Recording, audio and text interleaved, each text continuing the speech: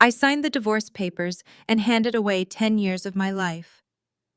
My husband gleefully celebrated by starting a new chapter with his very young mistress right in front of me. He thought he had won everything. But just days later, his private doctor quietly delivered the news that would shatter his perfect new reality. The doctor looked him dead in the eye and said, "From now on, your ex-wife will not be involved in your treatment." My name is Gretchen, and I am 33 years old. I am still processing the sheer audacity of the people I once called my family.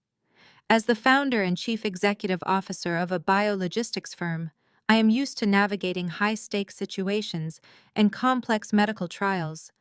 I secure private funding and placement for cutting-edge experimental therapies for patients who have run out of options. My professional life requires absolute precision and unwavering focus. But my personal life had slowly become a toxic environment of unappreciated sacrifices and blatant disrespect. For a decade, I poured my heart into supporting a man who ultimately viewed me as a disposable stepping stone on his path to corporate greatness. The final chapter of my marriage did not end with a screaming match or a tearful goodbye. It ended on a Tuesday morning inside the sterile, brightly lit conference room of the downtown family court. The walls were paneled in imitation mahogany, and the cold marble floor echoed with the sound of shuffling papers. A heavy oak table dominated the center of the room, acting as a physical barrier between my past and my future. The air conditioner hummed a low, monotonous tune that seemed to emphasize the suffocating tension in the room. I sat perfectly still, clutching an expensive fountain pen. Across the polished surface of the table sat Bradley. He was 36 years old and dressed in a tailored navy suit that probably cost more than my first car. He wore the arrogant smirk of a senior corporate vice president who believed he had just outsmarted everyone in the room. Next to him, clinging to his arm like an expensive accessory, was Kinsley. She was 24 years old, freshly out of graduate school, and formerly his administrative assistant. Today, she was wearing a designer dress paid for by the joint bank accounts Bradley had quietly drained over the last 6 months of our marriage. Our court-appointed mediator, a tired-looking woman with graying hair, pushed the final divorce decree toward me.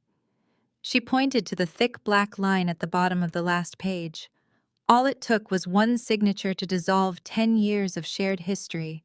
10 years of building a home, nursing him through terrifying medical diagnoses, and sacrificing my own peace of mind to ensure he could climb the corporate ladder without a single distraction from his responsibilities. I did not hesitate.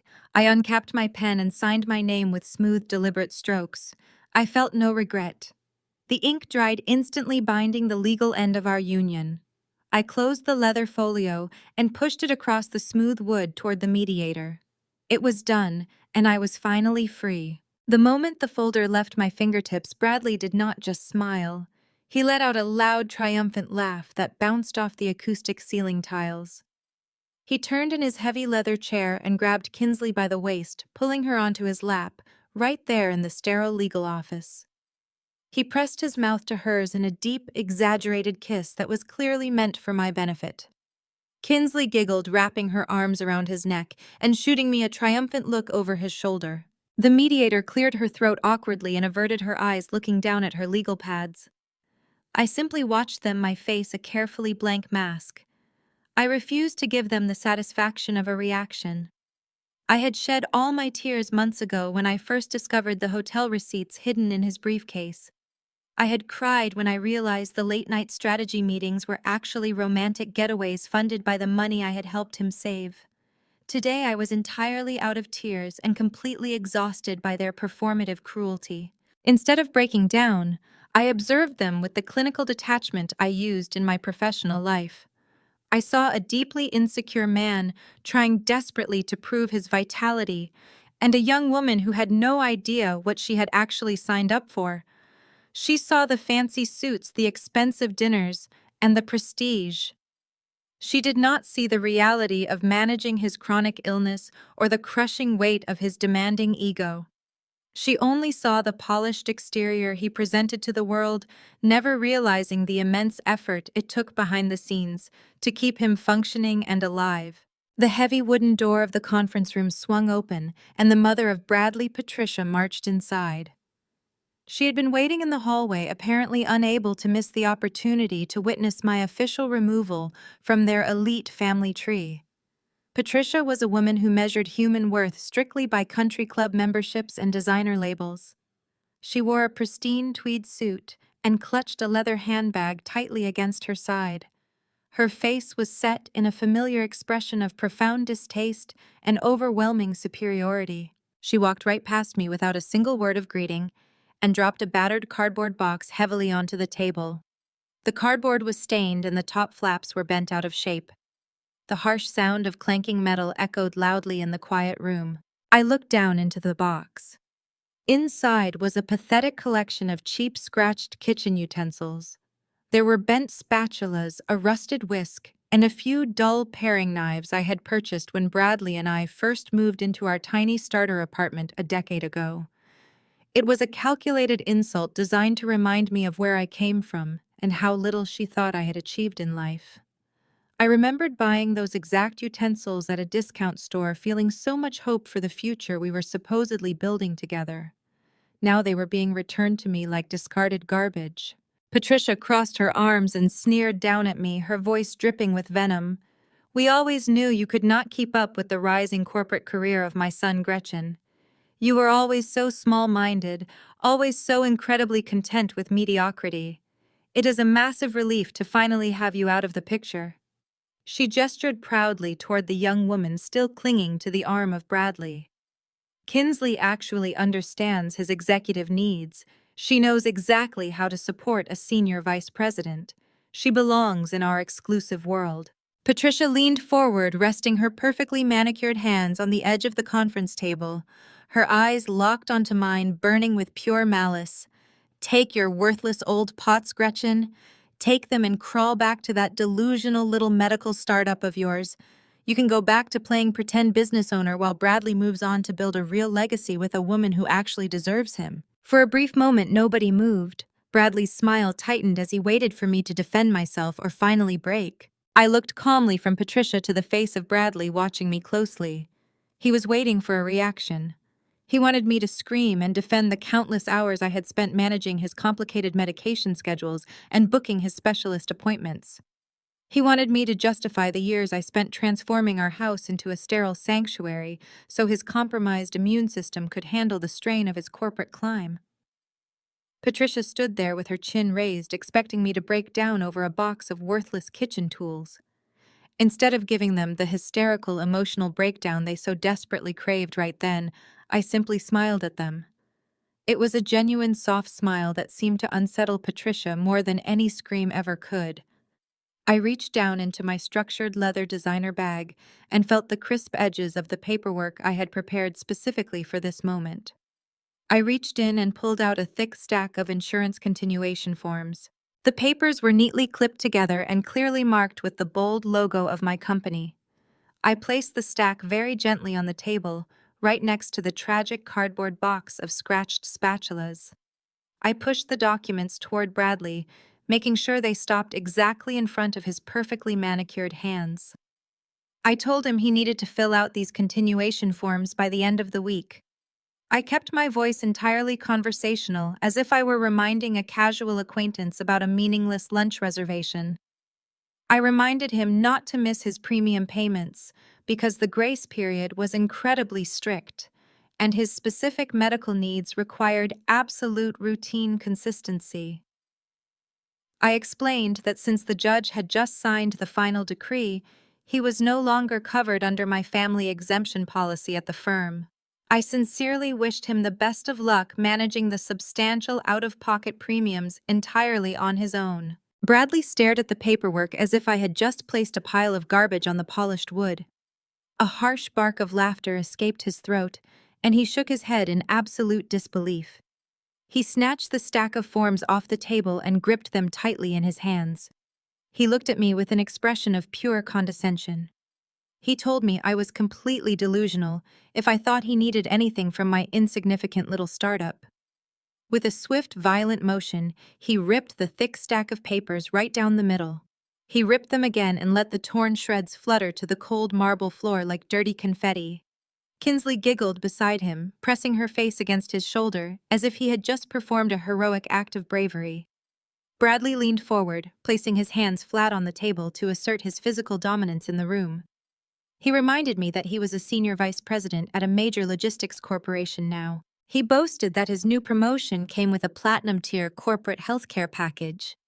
He said his company offered the absolute best doctors and the most exclusive medical access in the entire state. He told me he did not need my cheap startup perks anymore, and that he was frankly relieved to finally be off my substandard insurance plan. He said he was looking forward to receiving real medical care from professionals who actually knew what they were doing instead of relying on my makeshift logistical connections. Patricia nodded enthusiastically behind him, praising her son for knowing his true worth and demanding the best. She added that it was about time he stopped relying on my amateur business ventures and started utilizing the premium benefits his own hard work had earned him.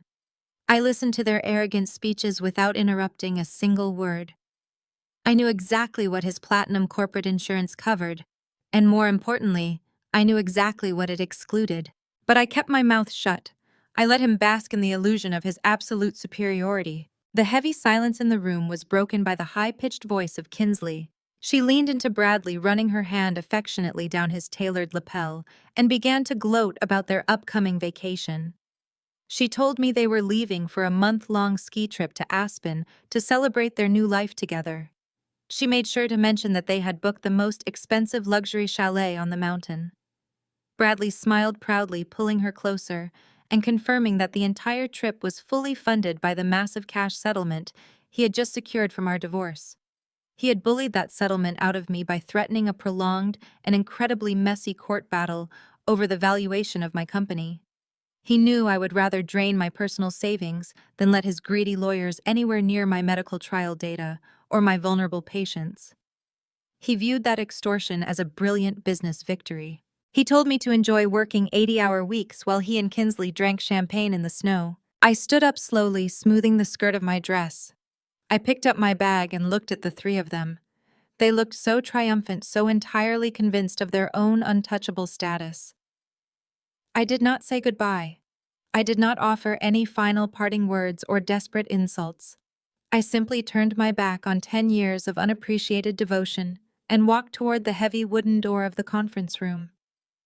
As I reached the exit, I paused beside the small metal trash can near the door. I reached into my pocket and pulled out a single embossed business card. It was the direct contact number for the billing department of the private clinic that handled his infusions.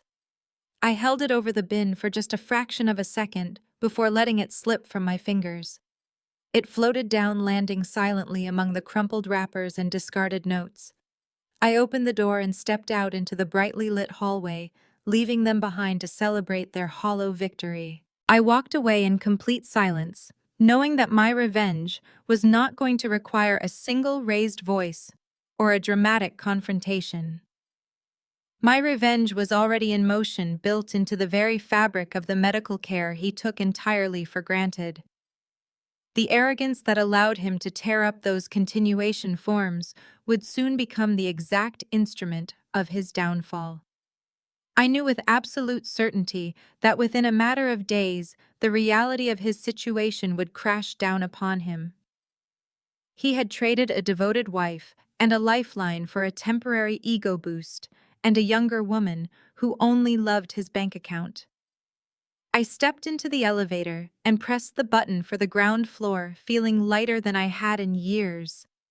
Let him enjoy his platinum corporate healthcare package. Let him take his extravagant ski trips and revel in his new promotion. It would not matter in the end, because when the biological clock on his disease started ticking loudly again, he would find himself standing at a locked door, holding a key that no longer worked, and I would not be there to open it for him ever again. I exited the courthouse and breathed in the fresh, crisp air of the busy city streets, completely ready to return to my firm. I was ready to continue building the immense medical empire they had all so foolishly mocked and underestimated today. The moment I stepped out of the courthouse, the noise of the city rushed back around me. Taxis pressed through the intersection, office workers hurried beneath the glass towers, and somewhere behind me, Bradley and his family were still congratulating themselves. I did not look back.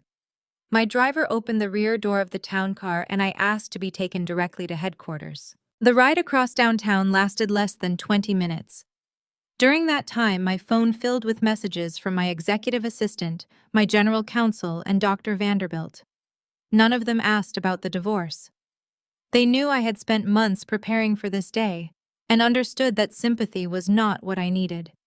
They sent concise updates regarding the clinical trial, the continuation policy, and the legal separation protocol that had become effective the instant the mediator filed the decree.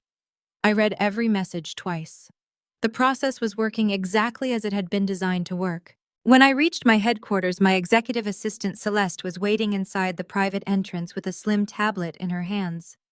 She walked beside me toward the elevator and quietly confirmed that the final divorce order had been uploaded to our legal system.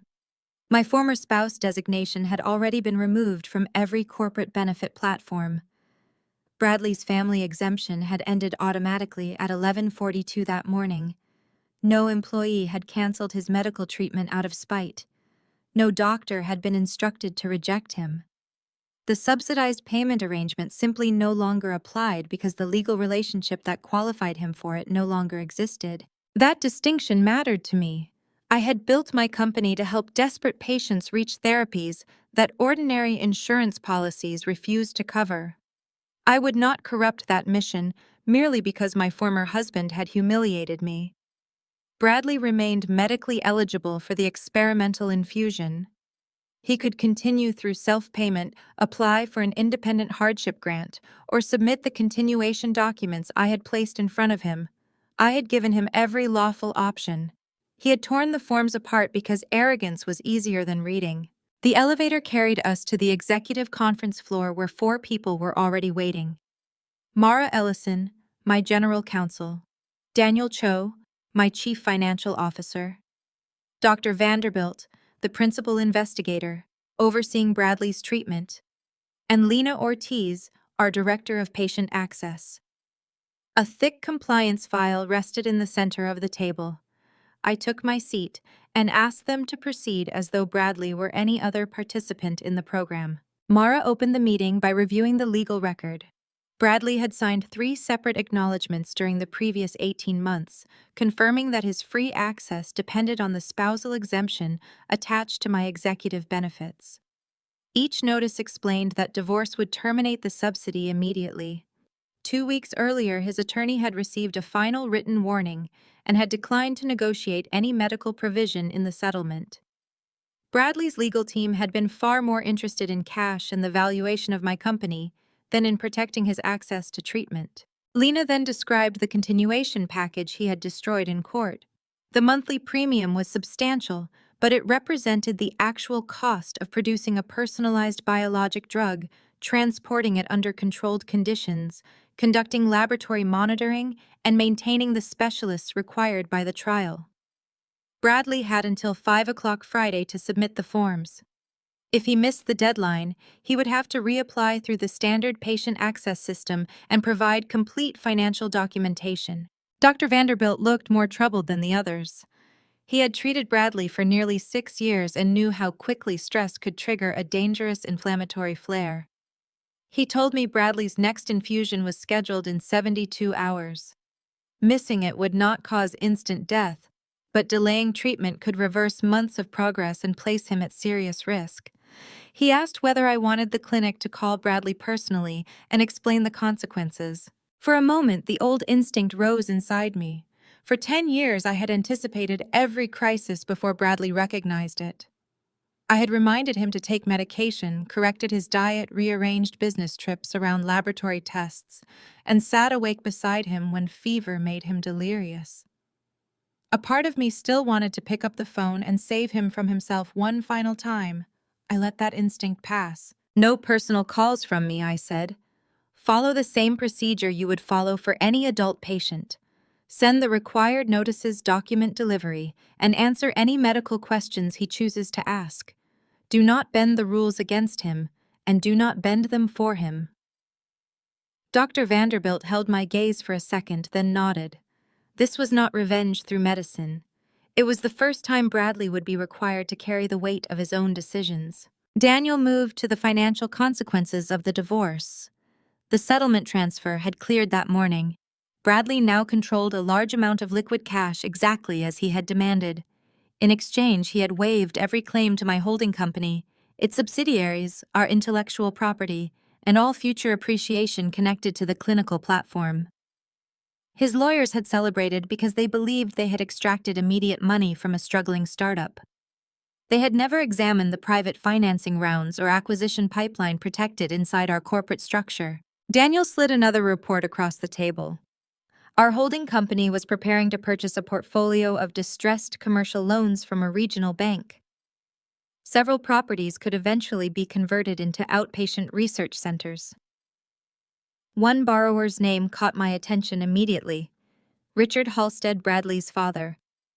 Richard had guaranteed the loans personally through a network of family trusts. His public image suggested enormous wealth, but the internal numbers revealed over-leveraged buildings, missed payments, and rapidly shrinking occupancy. I did not authorize a personal attack. I told Daniel to evaluate the debt under the same standards used for every acquisition. If the assets supported our expansion strategy, we would purchase them. If they did not, we would walk away. I wanted every decision to survive the scrutiny of regulators, auditors, and a courtroom. The Halsteads had spent years mistaking restraint for weakness. I would not give them evidence that my success depended on emotional retaliation. The meeting continued for nearly an hour. By the time everyone left, the divorce already felt smaller than the work waiting on my desk. Celeste remained behind and placed a sealed envelope beside my laptop.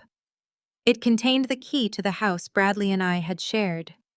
Under the settlement agreement, the property would be sold and the proceeds divided. I turned the key once between my fingers, remembering sterile rooms, whispered arguments, and countless nights organized around a man who considered my care an entitlement. Then I dropped it into the envelope and signed the authorization, allowing the broker to begin the sale. Before leaving the office that evening, I checked the patient access dashboard. Bradley's continuation packet had been delivered electronically to his personal email and by certified courier to his new address. The status beside his name read awaiting response. No reply had been received. I closed the screen. The next decision belonged entirely to him. I had protected his choices, protected my company, and protected the integrity of the trial. Whether he used those choices wisely was no longer my responsibility. For the first time in 10 years, I walked out of the building without checking his medication calendar or wondering whether he had eaten. The silence inside me did not feel empty. It felt like freedom. It only took 72 hours for the carefully constructed reality of my ex-husband to completely shatter. 3 days after he walked out of that courthouse with his arrogant smirk and his young mistress Bradley found himself facing a locked door he could not charm his way through. I was sitting in my corner office on the top floor of my headquarters, reviewing a new distribution contract, when the call came from the front desk. The receptionist informed me that a very irate man was causing a severe disturbance in the main lobby, demanding to see me immediately. I checked the high-definition security camera feed on my tablet, and a slow, genuine smile spread across my face. Bradley had arrived, and he looked absolutely unhinged. I took my time finishing the paragraph I was reading before standing up and smoothing the pristine lines of my tailored suit. I picked up my phone and signaled for my two head security directors to join me in the hallway. We stepped into the private glass elevator that descended straight into the center of the atrium. I watched through the transparent floor as the chaotic scene below gradually came into perfect focus. I felt no anxiety and no fear. I only felt a deep sense of satisfying anticipation. Bradley had driven to the address of my firm expecting to find exactly what he and his mother had always pictured in their narrow minds. They had spent years convincing themselves that my business was nothing more than a delusional little medical startup operating out of a cramped leased office in some forgotten strip mall. He had likely imagined bursting into a dingy room with cheap fluorescent lighting to intimidate a handful of overworked, underpaid interns. Instead, he had parked his expensive imported car outside a massive, state-of-the-art glass and steel corporate headquarters spanning 3 entire floors of prime commercial real estate. The towering windows reflected the morning sun, and the sleek, brushed metal signage outside clearly displayed the name of the company he had so casually dismissed as worthless. Walking through those heavy revolving glass doors must have felt like stepping into an alternate universe for him. The lobby alone was a cavernous space filled with natural light, living green walls and pristine white marble floors that shined like glass. Several receptionists managed busy multi-line phone systems behind a long curved desk, while high-level executives in expensive suits crossed the atrium with purposeful strides. This was an empire built on precision science and immense private funding. It was a place of serious business, and Bradley was currently treating it like a playground for his temper tantrum. By the time the elevator doors slid open, Bradley was red in the face and sweating profusely through the stiff collar of his designer shirt. He was pacing furiously near the security turnstiles, running a hand through his perfectly styled hair and barking frantic demands at the impassive security guards who had already blocked his path.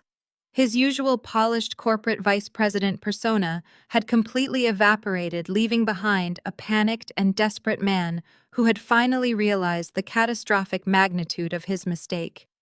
He was holding a crumpled piece of paper in his fist, likely the cancellation notice from the clinic. When he saw me stepping out of the elevator flanked by 2 large men in dark suits, he froze completely. His eyes darted around the immaculate lobby, taking in the sheer scale of the operation I had built right under his nose, while he was too busy sleeping with his assistant to notice. I walked toward him with slow, deliberate steps, letting the sharp click of my heels echo against the marble floor. I stopped just on the other side of the security barrier, looking at him with mild, detached curiosity. I asked him if there was a particular reason he was screaming at my front desk staff on a Friday morning. Bradley gripped the thick edge of the security turnstile, his knuckles turning pure white from the strain. His voice was a frantic, harsh whisper that carried across the quiet space. He accused me of playing sick, twisted games with his life. He demanded to know why Dr. Vanderbilt had turned him away from his infusion appointment just an hour ago. He said the clinic had told him his family exemption waiver was permanently canceled, and that his life-saving treatment would now cost exactly $85,000 every single month. He tried to muster the old, arrogant tone he had used in the courthouse, but it came out sounding thin and utterly terrified. He leaned forward over the barrier and told me I was being incredibly petty. He accused me of trying to punish him for moving on and finding happiness with someone younger. He ordered me to pick up my phone and call the clinic immediately to reinstate the waiver. He insisted that I was legally obligated to maintain his medical access because we had been together for 10 years and it was basic human decency to keep him alive. He said his new corporate insurance was supposed to handle everything, but they had denied the claim because the treatment was still classified as an experimental trial. I stood perfectly still, letting his frantic, demanding words wash over me without reacting. I looked at the heavy beads of sweat forming on his forehead and the raw, vulnerable panic shining in his eyes. He still thought he could bully his way into getting exactly what he wanted. He still believed that underneath it all, I was the same compliant woman who would sacrifice her own peace to manage his endless medical crises. I took a step closer to the barrier, looking him dead in the eye. I kept my voice incredibly calm and perfectly even, making sure every single syllable landed exactly where it was intended. I reminded him that we were no longer married, and therefore he was no longer legally entitled to the family exemption policy provided by my company. I explained that the clinical trial keeping his aggressive autoimmune disease in check was entirely funded, owned, and controlled by the very same business he had openly mocked just 3 days ago. Bradley opened his mouth to argue, but I raised my hand, silencing him instantly. I smoothly reminded him of the vicious, ruthless negotiations during our divorce settlement. I recounted how his legal team had aggressively demanded half of our marital cash assets, leaving me to scramble for personal funds. I reminded him of his exact words during mediation. He had claimed that my biologistics firm was completely worthless on paper, and nothing more than a failing hobby. He had insisted he wanted the liquid cash because my company had zero actual value to him. I watched his throat swallow hard as the reality of his own greed finally caught up to him. I told him that since he had been so absolutely certain that my entire work was worthless, he should have no problem living without its benefits.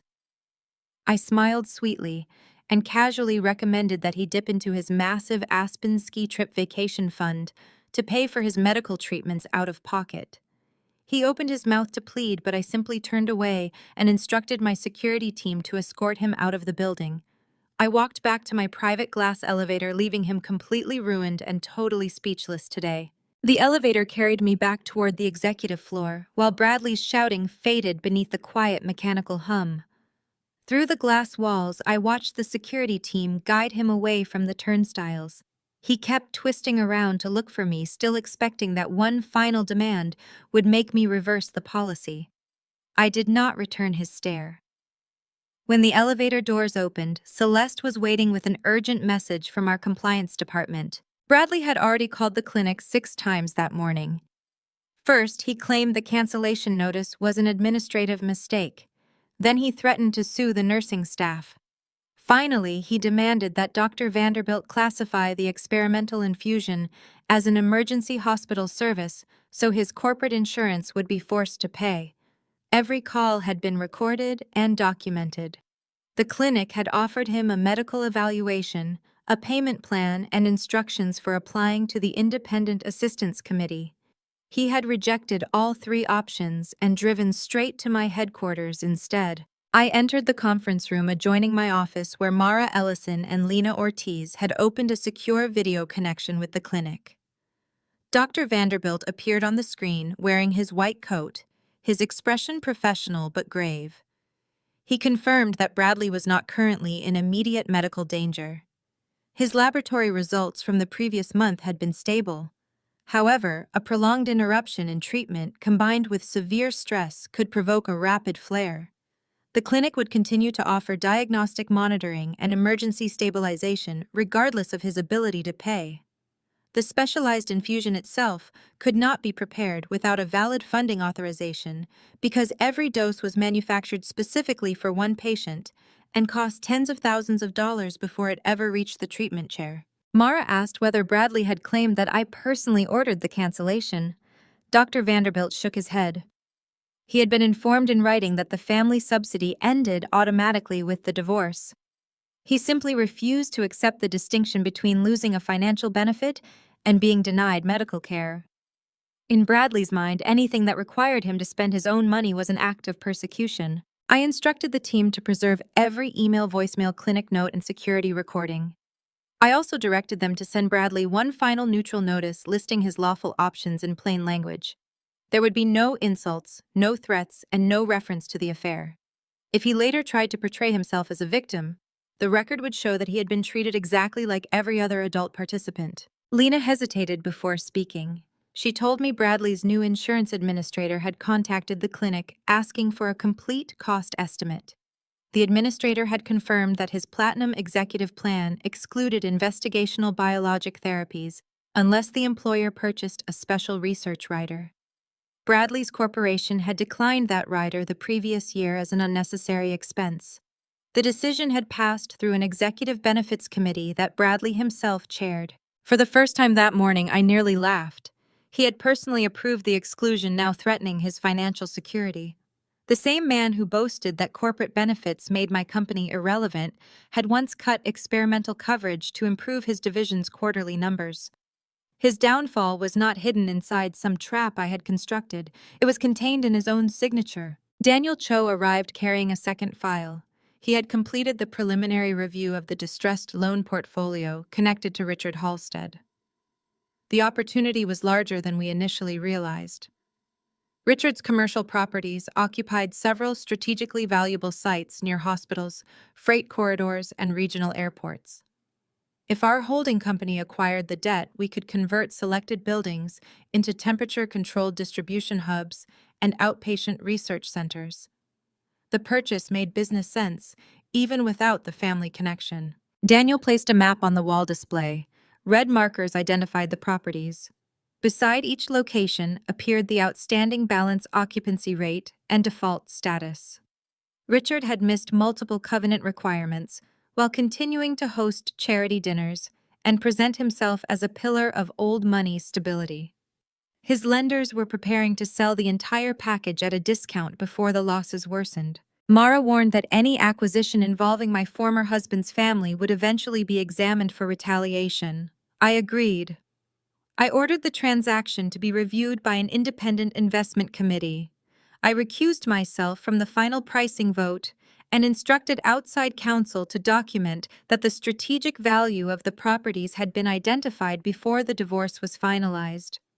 If we purchased Richard's debt, it would be because he had failed to meet his obligations, and because the assets served our expansion plan, not because I wanted to embarrass him. That was the difference between power and recklessness. Bradley's family used influence to avoid consequences. I used structure to ensure that consequences could not be dismissed as personal vengeance. Celeste entered with another update. The State Medical Foundation had invited my company to become the anonymous platinum sponsor of its annual gala. The foundation was struggling to fund research for rare autoimmune diseases, including the condition affecting Bradley. The proposed donation would underwrite laboratory grants, patient transportation, and new trial positions. I had been considering the contribution for months, but the timing now carried obvious complications. Mara asked whether I wanted to postpone it. A public donation to research Bradley's disease could be misrepresented as an attempt to control the narrative surrounding the divorce. I looked at the projected budget. Hundreds of patients were waiting for therapies that might never reach them because wealthy donors preferred glamorous hospital wings bearing their names. Delaying the grant to avoid gossip would punish innocent people. Proceed anonymously, I said. The foundation can reveal the sponsor only when the funds are legally transferred and the board approves the grant. Daniel noted that the acquisition of the distressed loan portfolio, if completed, could generate enough recoverable capital to support a significant portion of the donation. The irony was impossible to ignore, but the transaction was still only under review.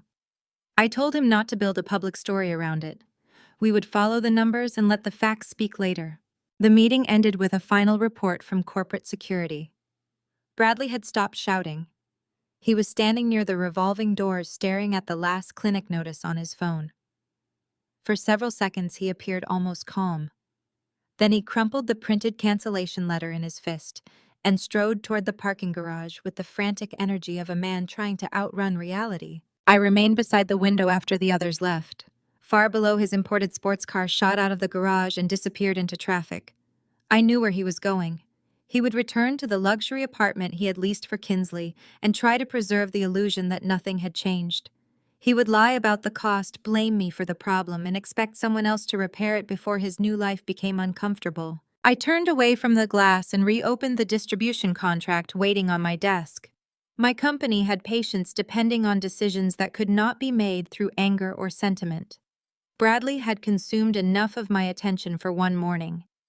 From that moment forward, every consequence he faced would come from the choices he had already made and the people he had chosen to trust. Bradley sprinted across the marble lobby toward the parking garage.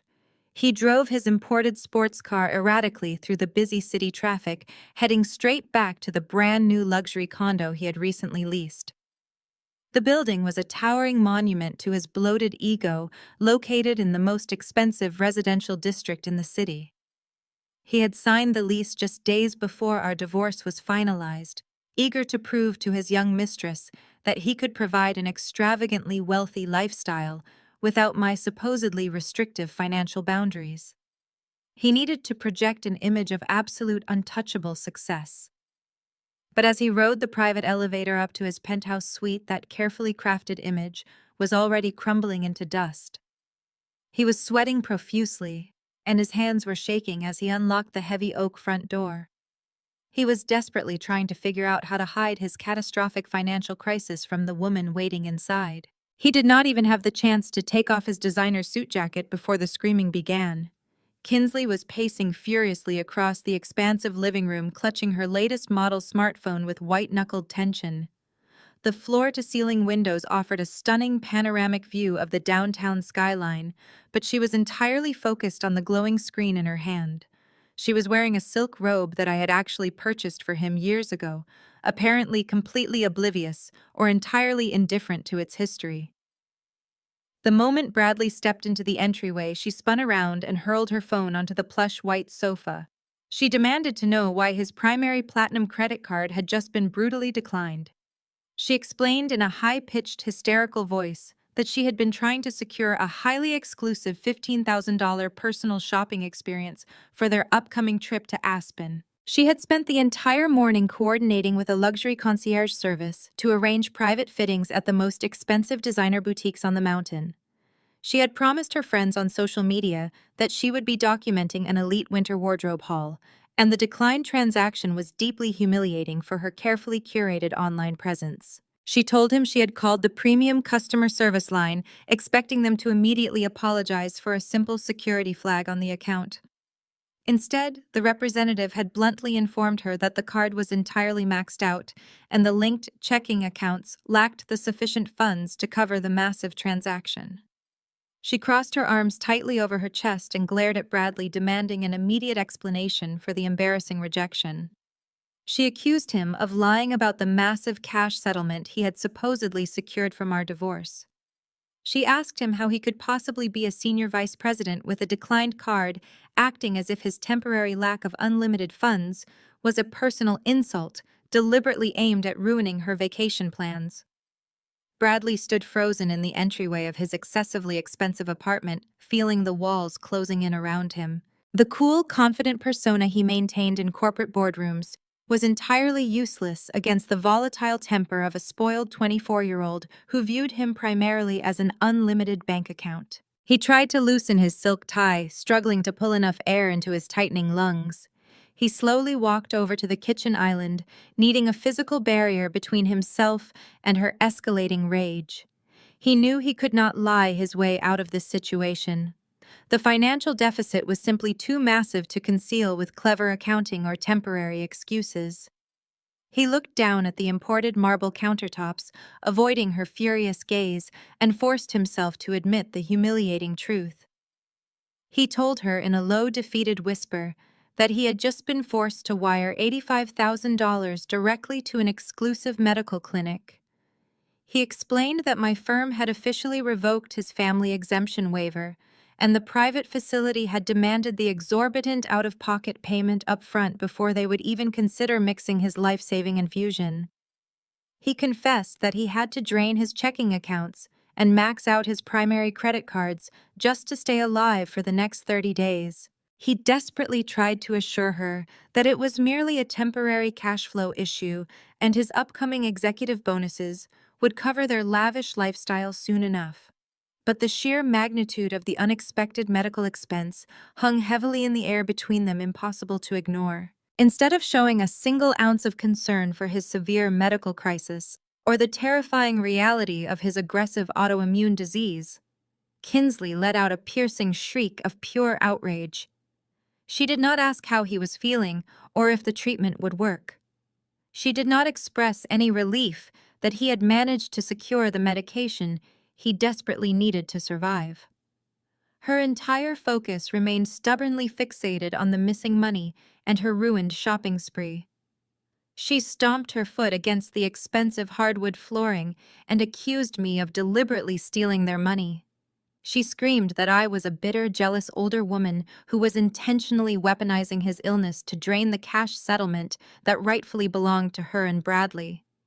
She completely ignored the fact that the money had originally come from my personal savings to protect my vulnerable patients from his greedy lawyers. In her mind, I was simply a malicious obstacle actively trying to sabotage her glamorous new lifestyle. She paced back and forth across the living room, her voice echoing sharply against the high ceilings.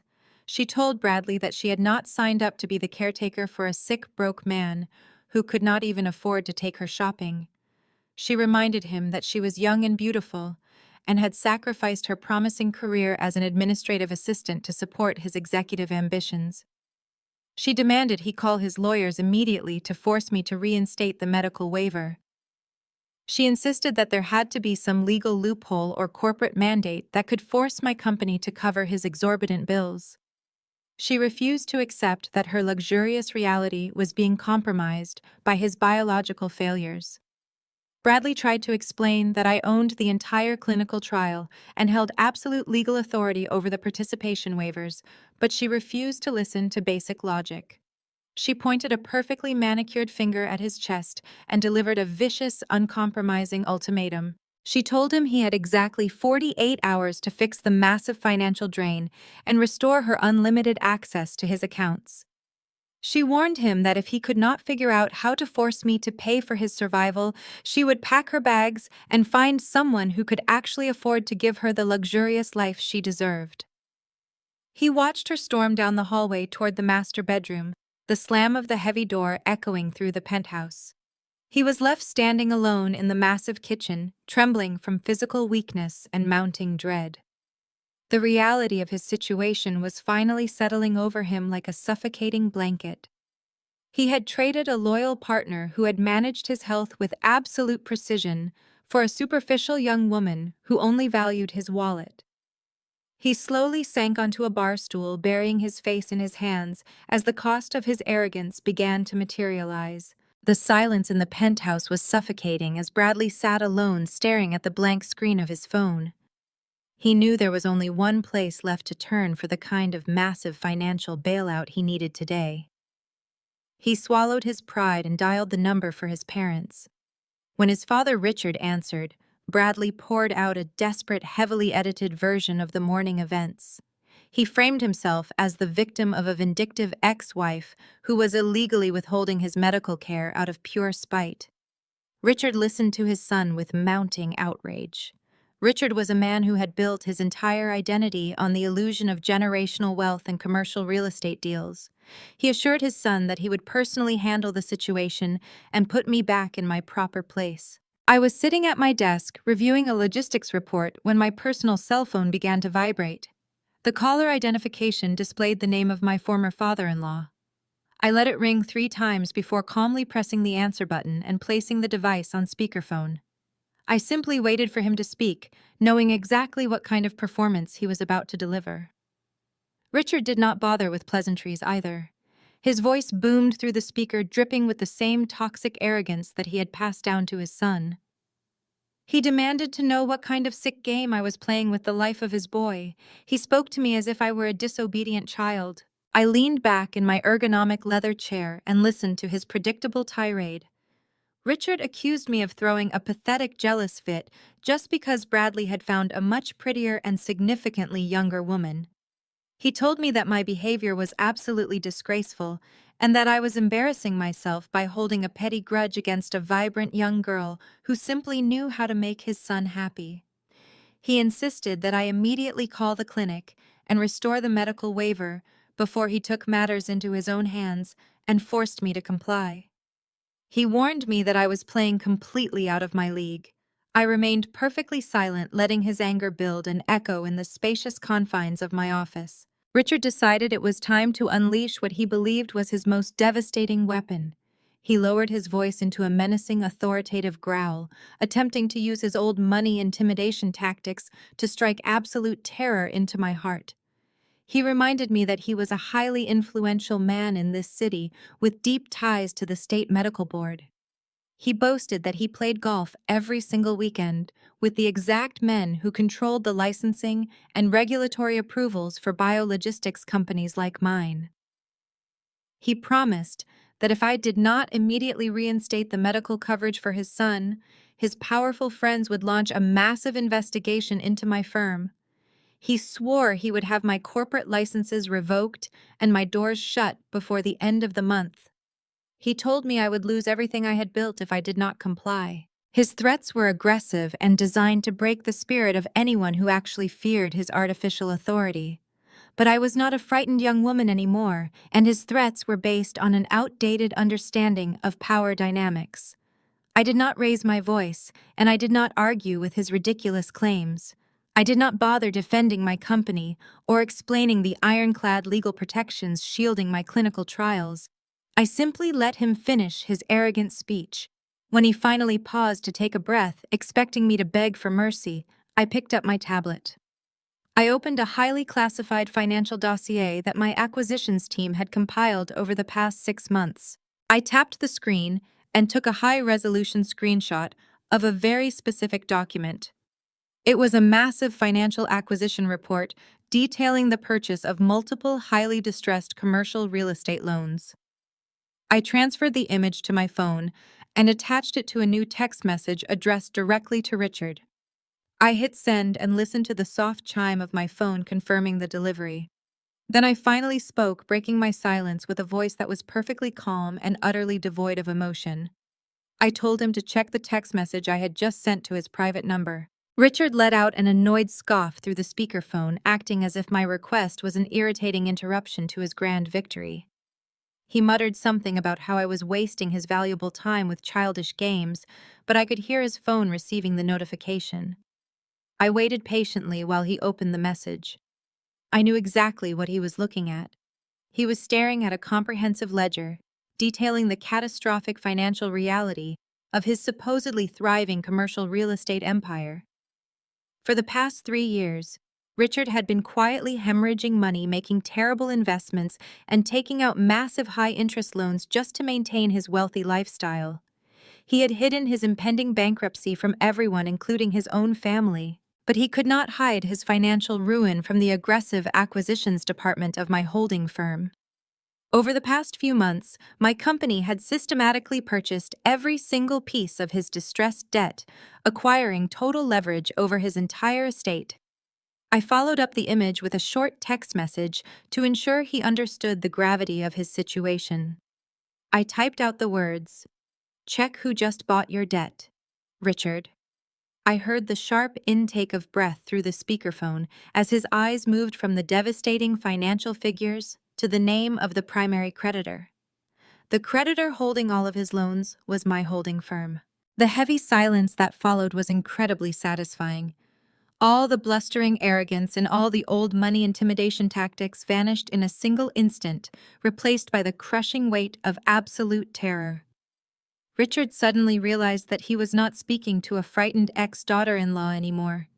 He was speaking to the person who literally owned his entire livelihood. He realized that the woman he had just threatened to destroy was actually the primary creditor, keeping his failing commercial real estate business out of total foreclosure. If I decided to call in those massive loans today, he would lose his sprawling mansion, his luxury cars, and every ounce of social standing he possessed by Monday morning. I leaned forward, resting my elbows on my desk, and spoke directly into the speakerphone.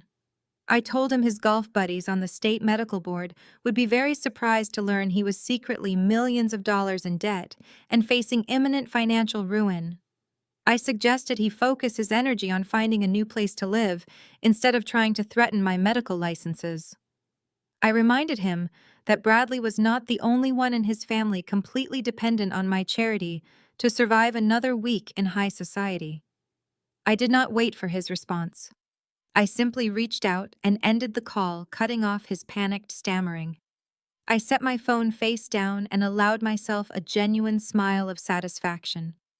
The fragile house of cards they had built their arrogant lives upon was finally beginning to collapse around them, and I held the only match. It felt truly and incredibly vindicating today. The silence in the aftermath of that phone call was absolute. Richard hung up, knowing his commercial real estate empire was resting in the palm of my hand. He knew he was outmatched in the financial sector. Men like Richard do not accept defeat. When they lose their leverage in the boardroom, they pivot to the only other battlefield they understand. They retreat to the insulated, highly choreographed world of high society where public perception acts as the ultimate currency. 2 days later, a thick cream envelope arrived on my desk.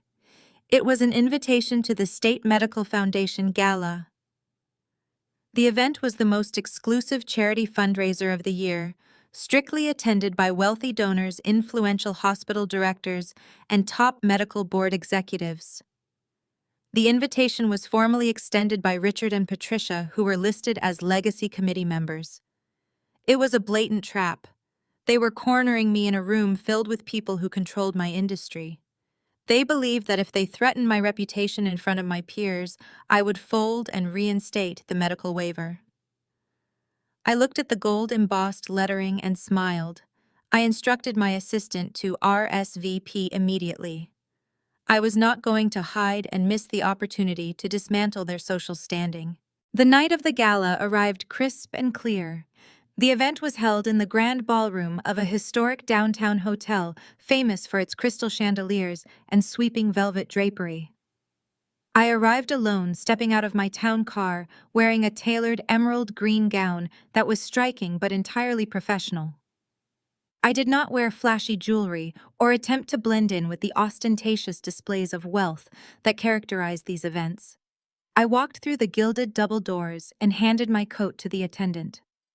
The air was thick with the scent of expensive perfume and the low hum of classical music playing from a string quartet. Waiters circulated carrying silver trays of champagne and delicate appetizers. I scanned the crowded room and spotted them. Richard and Patricia were holding court near the center, surrounded by a small group of distinguished men and women. Bradley and Kinsley stood slightly behind them. Bradley looked awful. Even from a distance, I could see the dark circles forming under his eyes and the slight tremor in his hands. The lack of his specialized infusion was taking a visible toll on his body. The tailored tuxedo he wore hung a little too loosely on his frame. Kinsley stood next to him wearing a plunging sequined dress that was entirely inappropriate for a conservative medical charity event. She was gripping a glass of champagne, looking around with a mixture of boredom and irritation. The moment Patricia caught sight of me stepping into the ballroom, her eyes lit up with malicious glee. She tapped the arm of her husband and leaned in to whisper to the men standing around her. I walked slowly toward the bar, keeping my posture perfectly straight and my expression completely neutral. I ordered a glass of sparkling water and turned to face the room, allowing them to make their move. I did not have to wait long. Patricia began guiding her carefully selected audience in my direction. The group included the chief of surgery from the largest hospital in the city, 2 senior members of the state medical licensing board, and a prominent philanthropic donor who funded healthcare initiatives. Patricia positioned herself just a few feet away from me, ensuring that her voice would carry over the ambient noise of the cocktail hour. She placed a hand over her heart and let out a loud theatrical sigh that immediately drew the attention of everyone standing nearby. She told the chief of surgery how deeply grateful she was for the medical community because her poor son was currently fighting for his very life. She pitched her voice perfectly, ensuring that the tragic tone would echo across the polished marble floor. She lamented that Bradley was suffering from a devastating aggressive autoimmune disease and that his condition was deteriorating rapidly. The medical directors murmured sympathetically, asking what treatment plan he was pursuing. This was the exact moment Patricia had orchestrated. She dabbed at the corner of her eye with a silk handkerchief and looked directly at me. She announced to the circle of influential doctors that there was a highly effective experimental treatment available, but it was being maliciously withheld from her son. She pointed a trembling manicured finger in my direction and identified me as the wicked architect of his suffering. She told them that I was the chief executive officer of the biologistics firm running the trial. She loudly declared that I was a bitter, unhinged ex-wife who was weaponizing life-saving medicine out of pure, petty jealousy. She spun a masterful narrative of victimhood, painting Bradley as an innocent man who had simply fallen out of love and sought happiness elsewhere. She told the horrified audience that because he had found true love with a younger woman, I had decided to enact a sick, twisted revenge. She accused me of letting a good man suffer in agony simply because my fragile ego could not handle being replaced. She said it was an absolute disgrace to the medical profession that a woman so consumed by personal vindictiveness was allowed to control access to vital healthcare resources.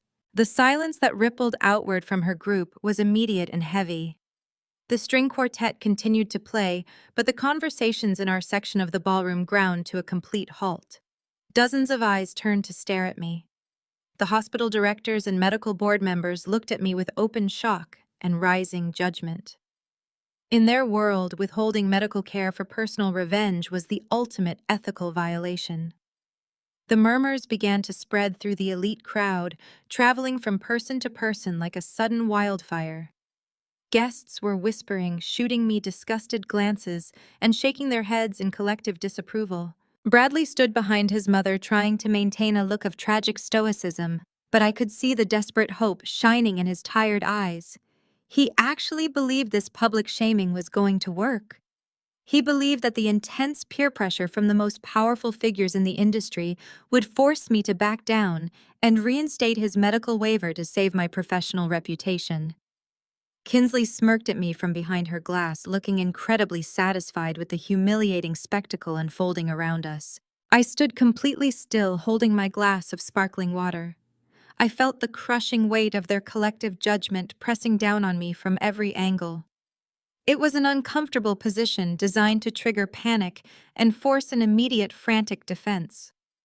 Any normal person would have raised their voice to deny the accusations. But I did not say a word. I simply let Patricia finish her dramatic monologue. I let the influential crowd form their terrible opinions. I absorbed every single judgmental stare without breaking eye contact with Patricia. I knew that letting her dig this public grave was essential for what was about to happen next. I took a slow sip of my water and waited for the event coordinator to tap the microphone at the front of the room, signaling the start of the evening presentations.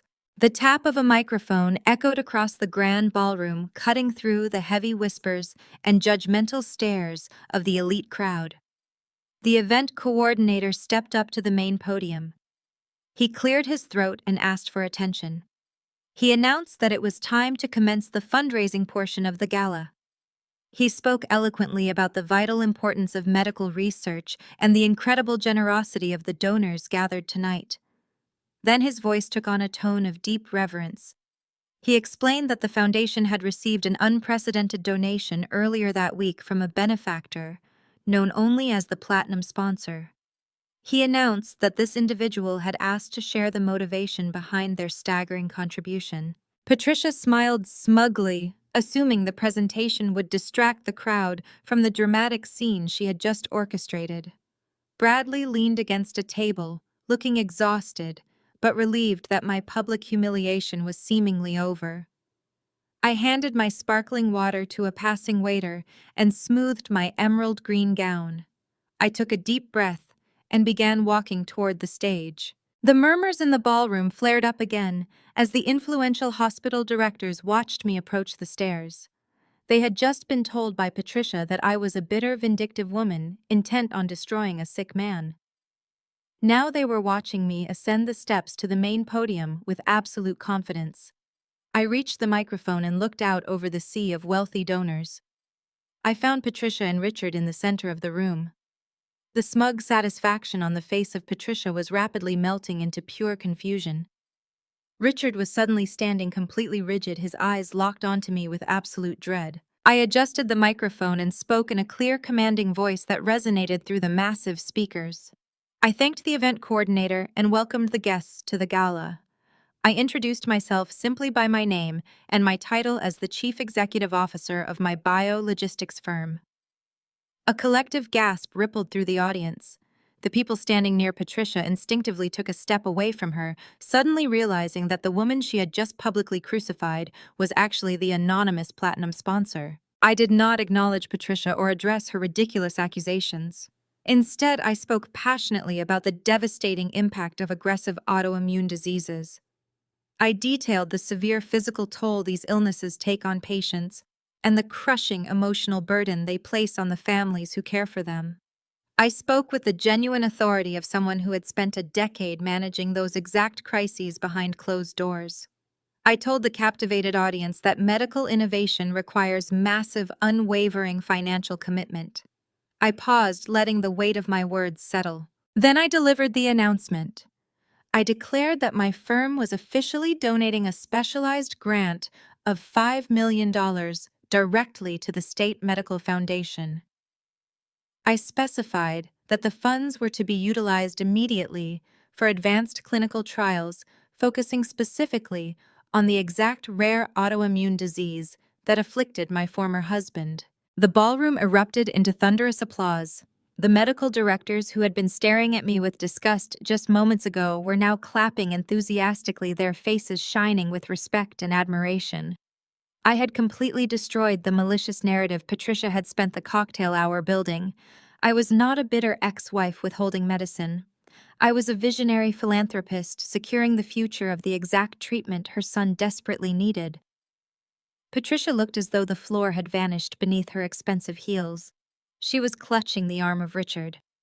Bradley stared up at me with complete disbelief. I raised my hand, asking the audience to settle down so I could finish my presentation. I explained that a grant of $5 million is not easily generated overnight.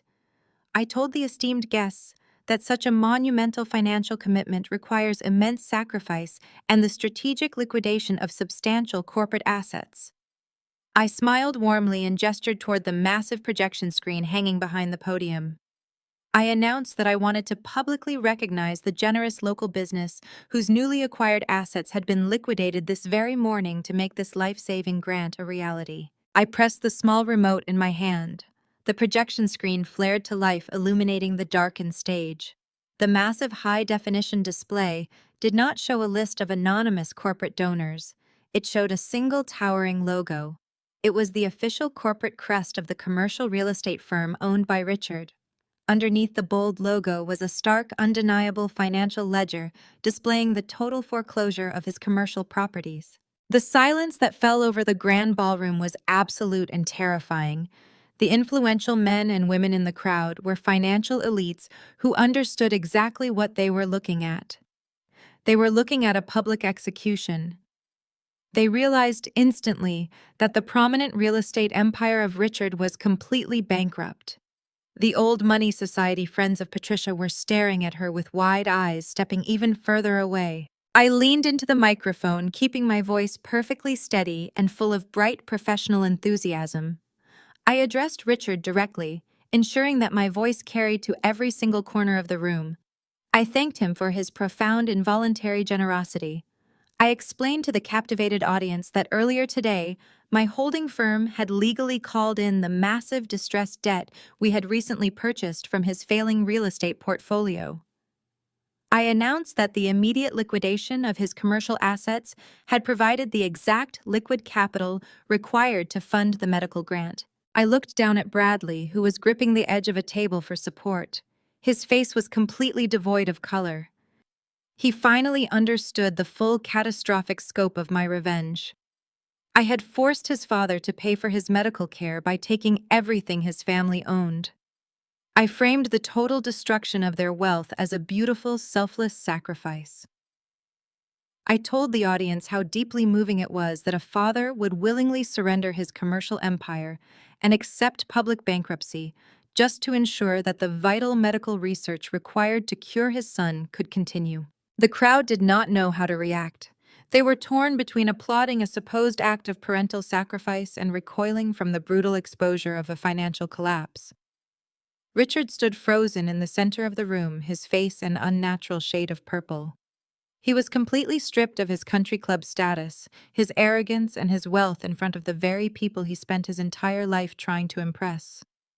He was a ruined man standing in a rented tuxedo. Patricia let out a strangled sob and buried her face in her hands, finally realizing that her malicious gossip had perfectly set the stage for her own absolute destruction.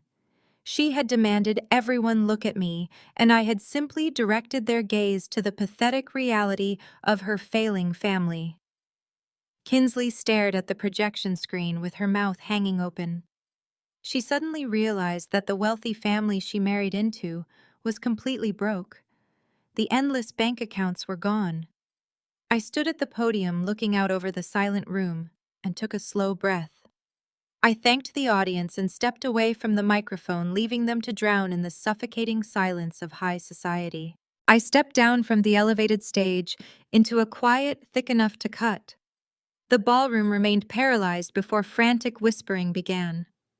High society elites are incredibly quick to distance themselves from a sinking ship, and the family of my ex-husband was currently drowning.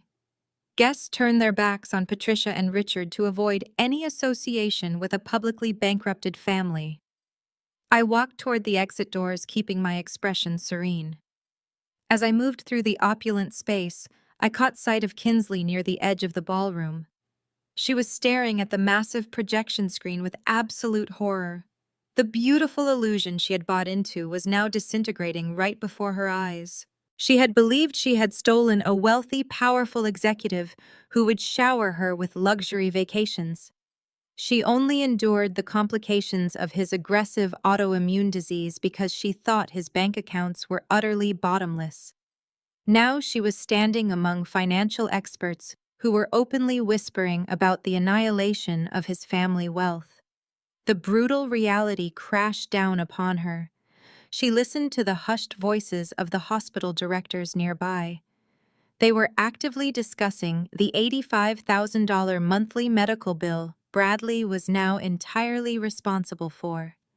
They calculated how quickly that massive expense would drain his cash settlement. Kinsley looked down at her expensive sequined dress, realizing it might be the last designer item he would ever buy her. She was now permanently tethered to a massive and inescapable financial black hole. She spun around, searching the room until her eyes landed on Bradley. He was standing near the front, trying desperately to maintain his balance while his parents argued in terrified whispers beside him. Kinsley did not walk over to offer him comfort. She marched directly toward him, grabbing his arm with a vicious grip. Ignoring the lingering stares of the remaining guests, she dragged him completely away from his ruined parents. She pulled him completely out of the main ballroom and toward the secluded hallway that housed the private coat check. The area was completely abandoned by the staff, leaving the dimly lit corridor completely and entirely empty. I adjusted the delicate strap of my evening bag and quietly followed them. I stepped slowly into the deep shadows near the heavy velvet curtains, remaining perfectly concealed. Kinsley pushed Bradley against the dark wooden counter of the coat check, her voice trembling with raw, unhinged fury. She demanded to know if the presentation she had just watched was actually true. She asked if his father was really bankrupt and if the money he had promised her was truly going to be swallowed up by his disgusting medical bills. Bradley tried to reach for her hand, attempting to use his smooth corporate voice to calm her down. He promised her it was just a temporary setback and that he would fix everything. He swore he still had his senior vice president position to keep them afloat. But his voice was incredibly weak, and his physical deterioration was becoming more obvious by the minute. He looked exactly like a man who was rapidly losing his grip on his health and his entire world. Kinsley slapped his hand away, looking at him with pure, unadulterated disgust. She told him to stop lying to her. She reminded him that his primary credit card had already been declined that morning, and now she knew exactly why. She screamed that she had absolutely no intention of spending her 20s acting as a glorified nursemaid to a man who could not even afford to take her to a nice dinner. She paced the small space, her high heels clicking sharply against the floor. She told him she had given up her career prospects to be with him because he promised her an untouchable luxury lifestyle. She pointed a perfectly manicured finger at his chest and delivered the final crushing blow. She told him he was nothing but damaged, broke goods, and that she was not going to waste another single second dragging herself down with him. Bradley slumped against the counter, looking completely defeated. The arrogant, powerful man who had kissed his mistress in front of me at the courthouse was entirely gone. He begged her to lower her voice and pleaded with her not to abandon him when he was already dealing with so much stress.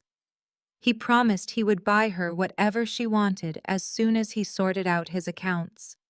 He sounded so pathetic, so desperate to hold on to the glittering prize he had traded his marriage for. He told her she was the only good thing he had left today. That was my cue. I stepped out from the shadows of the velvet curtains and walked slowly into the center of the dimly lit, empty coat check room. The sharp sound of my emerald green gown rustling against the floor made them both jump.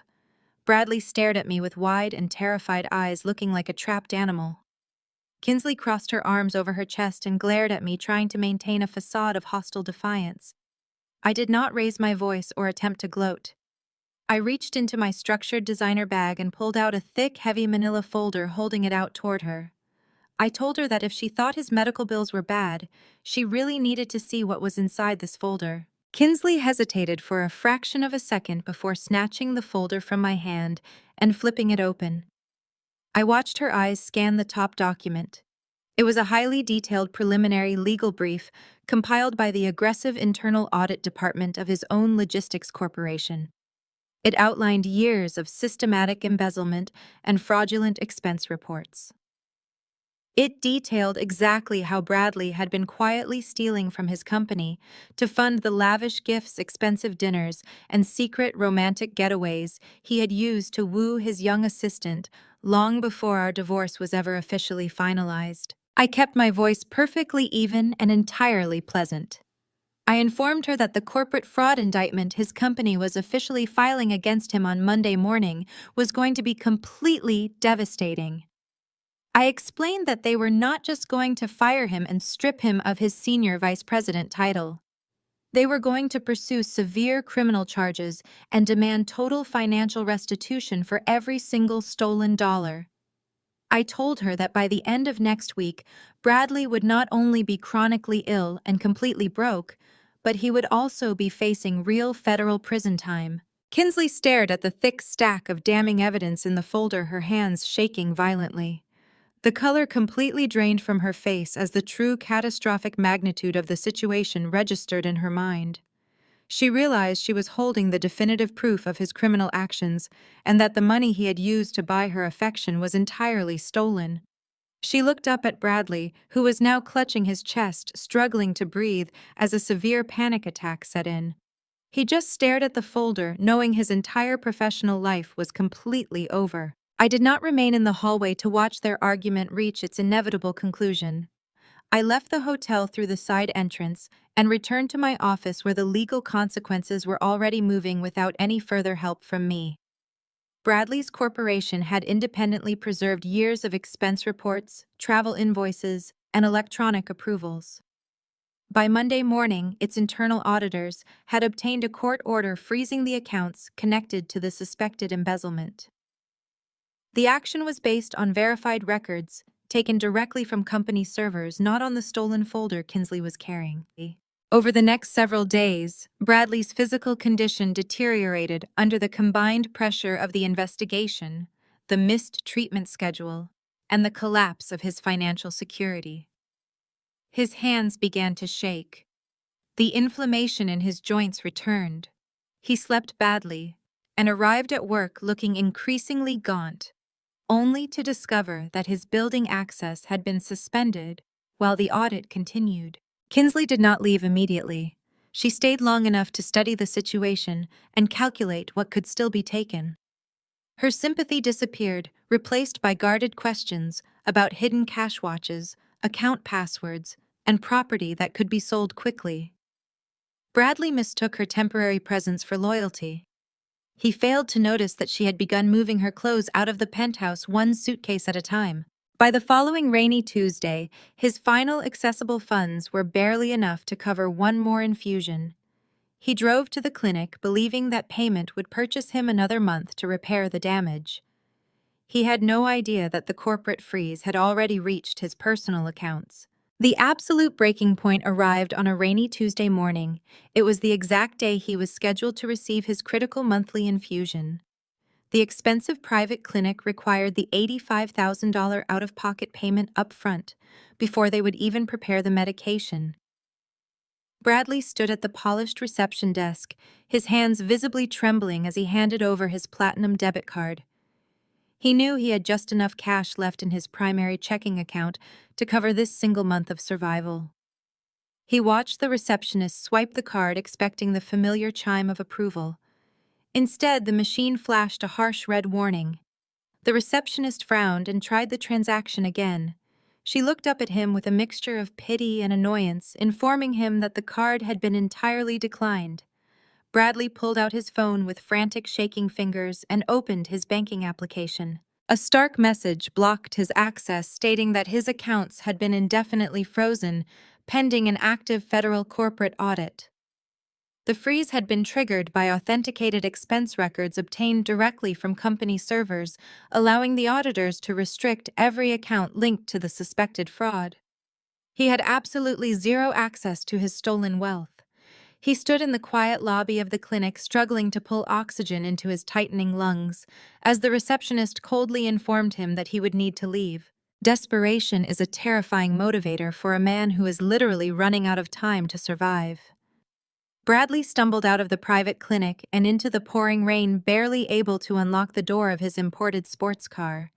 His joints were screaming in agony, and his vision was beginning to blur at the edges from the sheer physical stress of his untreated disease. He knew there was only one place left on Earth he could possibly turn for help. He needed a massive immediate cash loan just to stay alive. He forced himself to drive through the heavy city traffic, heading straight toward the sprawling suburban estate where he had grown up. He pulled through the towering wrought iron gates of his childhood home, expecting to find the usual pristine landscaping and absolute quiet luxury. Instead, the sprawling circular driveway was completely chaotic. Two massive commercial moving trucks were parked haphazardly on the wet cobblestones. A crew of grim-faced workers were hauling heavy antique furniture and wrapped artwork out of the grand double doors. The brutal reality of the foreclosure I had orchestrated was actively unfolding right in front of him. The financial execution I had delivered at the medical gala was not just a threat, it was a complete and total liquidation. Bradley parked his car at a harsh angle and limped heavily toward the front entrance, his breath coming in shallow, ragged gasps. The interior of the massive mansion was completely stripped of its old money glamour. The crystal chandeliers had been carefully lowered and crated. The expensive Persian rugs were rolled up, exposing the bare hardwood floors underneath. The echo of heavy boots and packing tape filled the vast empty spaces where his family had once hosted elite society dinners. He pushed past a worker carrying a stack of flattened cardboard boxes and made his way toward the formal dining room, desperately searching for his parents. He found Richard and Patricia standing amidst a sea of brown packing boxes in what used to be the family conservatory. Patricia was aggressively wrapping delicate porcelain teacups in thick layers of newspaper, her face tight with absolute fury. Her carefully maintained society matriarch persona was completely gone, replaced by the frantic energy of a woman who had just lost her entire social standing. Richard was furiously arguing on his cell phone with a bankruptcy attorney, his face a dangerous shade of purple. When he saw Bradley limp into the room, he slammed the phone down onto a nearby packing crate and glared at his son with pure, unadulterated hatred. Bradley leaned heavily against a bare wall, clutching his aching chest. He did not ask how they were doing or offer any sympathy for the loss of their massive estate. He was entirely consumed by his own terrifying medical crisis. He begged his father for a cash loan, his voice cracking with genuine pathetic desperation. He explained that his corporate accounts were completely frozen, and the private clinic had just turned him away. He pleaded with Richard to write a check to wire the funds or to liquidate a car, anything to secure the $85,000 he desperately needed for his life-saving infusion. He promised he would pay back every single penny the moment he cleared up the misunderstanding with his corporate audit. Richard let out a harsh, humorless laugh that echoed brutally in the empty room. He took a menacing step toward his sick son, his fists clenched tightly at his sides.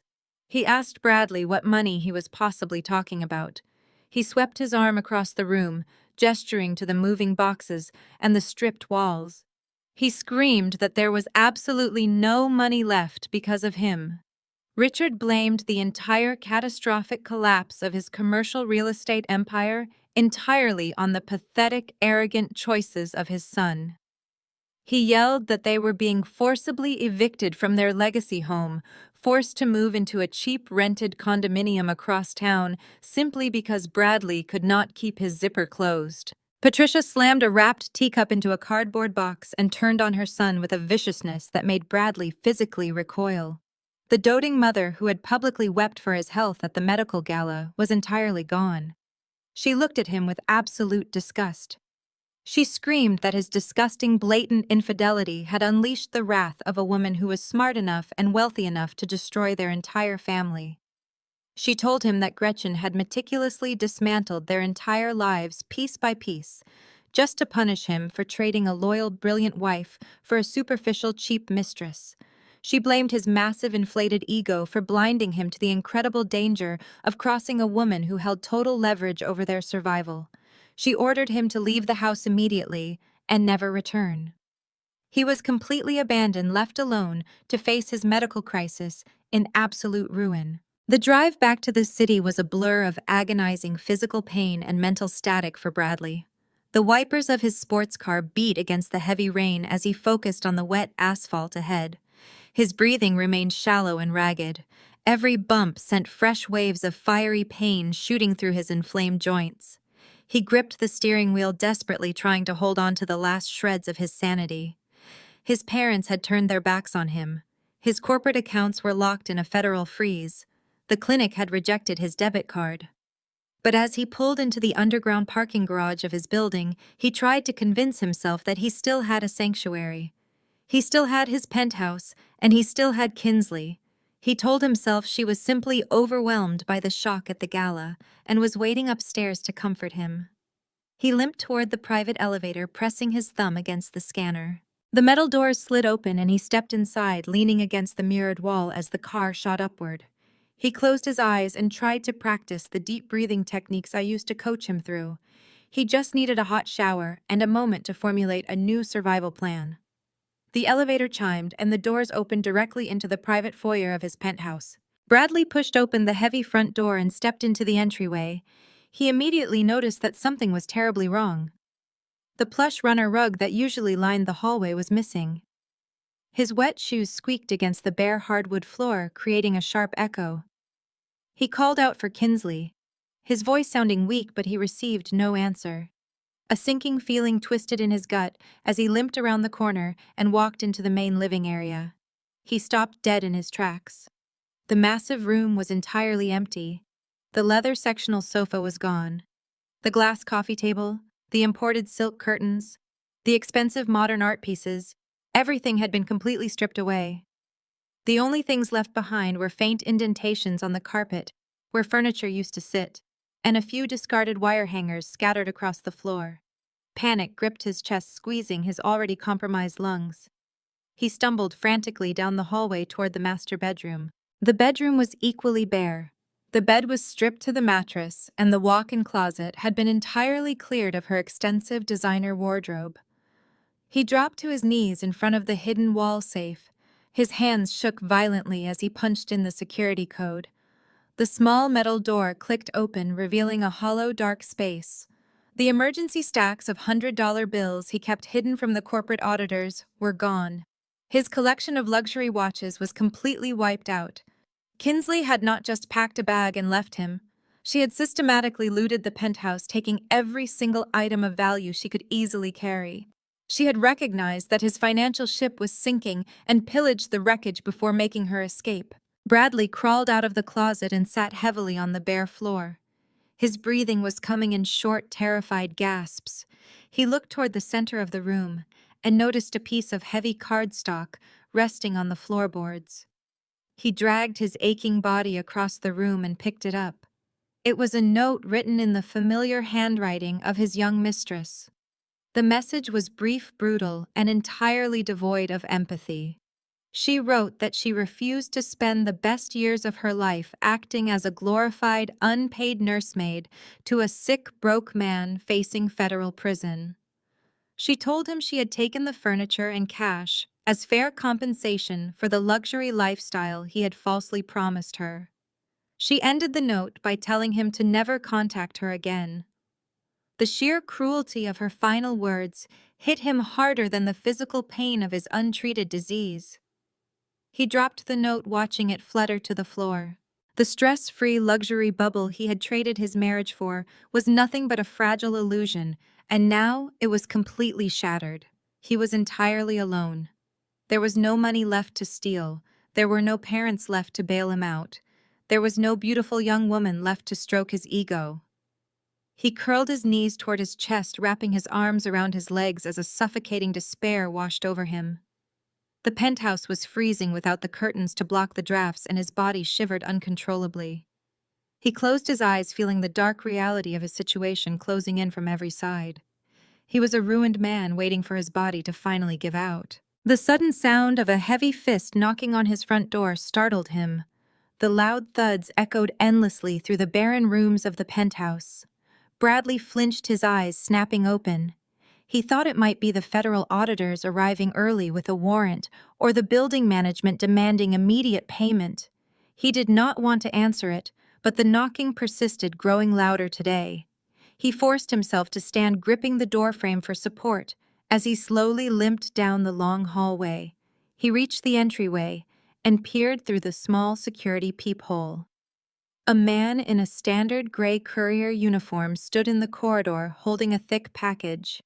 Bradley unlocked the deadbolt and pulled the door open just a few inches. The courier did not ask for a signature. He simply handed the heavy envelope through the gap in the door, gave a brief nod, and walked back toward the elevator. Bradley pushed the door closed and leaned against the cold wood, looking down at the package. There was no return address, but the familiar embossed logo of my biologistics firm was stamped proudly across the front. His hands trembled as he tore open the thick envelope. A sleek black folder slid onto the bare floor with a single sheet of heavy white stationery. The letter carried the seal of my executive office and the signature of the Independent Clinical Access Committee.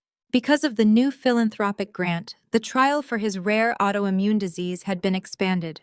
One fully funded compassionate access position had been provisionally reserved in his name.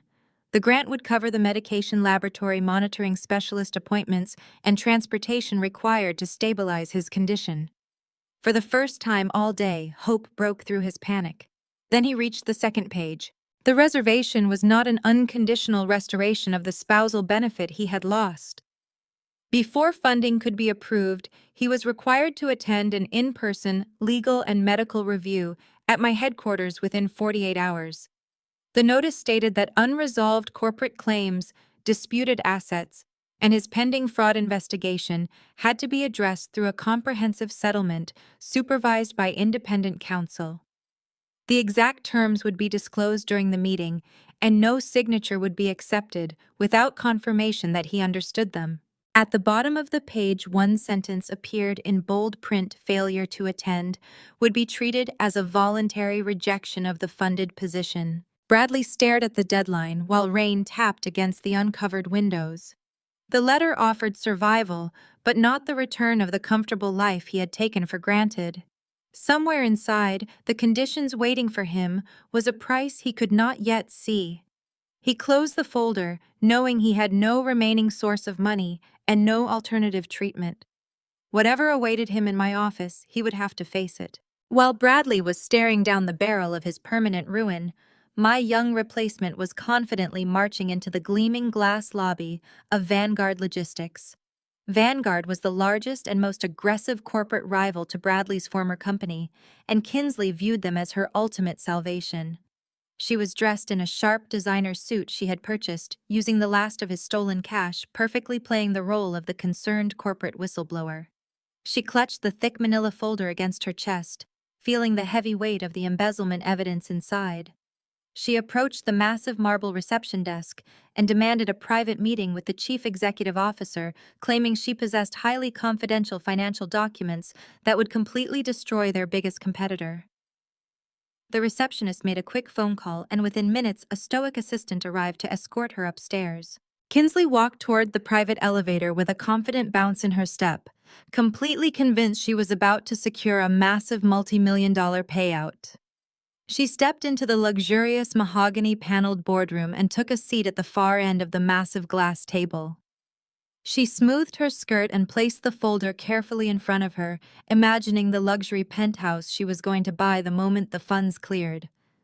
She pictured herself living a life of absolute freedom, entirely separated from the sick, broken man she had left trembling on the floor of an empty apartment. She checked her reflection in her phone screen, practicing her look of innocent concern. She waited for nearly 20 minutes, her anticipation growing with every tick of the clock. Finally, the heavy oak doors at the end of the boardroom clicked open. Kinsley stood up and arranged her face into a winning smile, ready to negotiate her wealthy exit. But the smile instantly froze and shattered as she realized who was walking through the door. I did not rush into the room. I walked with the slow, measured pace of a woman who owned the building, because as of 9 o'clock this morning, I officially did. I was wearing a tailored charcoal suit, holding a single sleek tablet, and my expression was entirely serene. I closed the heavy boardroom doors behind me, and the heavy click echoed loudly in the silent room. Kinsley stared at me, her eyes darting frantically around the empty space behind me, searching for the executive she had demanded to see. She gripped the edge of the glass table, her knuckles turning white as she demanded to know what I was doing there and where the chief executive officer was. I walked to the head of the table and took the leather chairman's seat, folding my hands neatly in front of me. I looked at her with a calm, detached professional interest. I explained to her that the man she was looking for no longer worked in this building. I informed her that my parent holding company had been aggressively negotiating a hostile takeover of Vanguard Logistics for the past 3 fiscal quarters. I smiled warmly and told her that the final acquisition paperwork had been legally finalized exactly 2 hours ago. I was not just a guest in this boardroom. I was the new primary shareholder and the ultimate authority of the exact company she had run to for salvation. Kinsley sank back into her chair, the blood draining completely from her face, as the terrifying reality of the situation crashed down upon her. She had abandoned the sinking ship of Bradley's life, only to swim directly into the jaws of my corporate empire.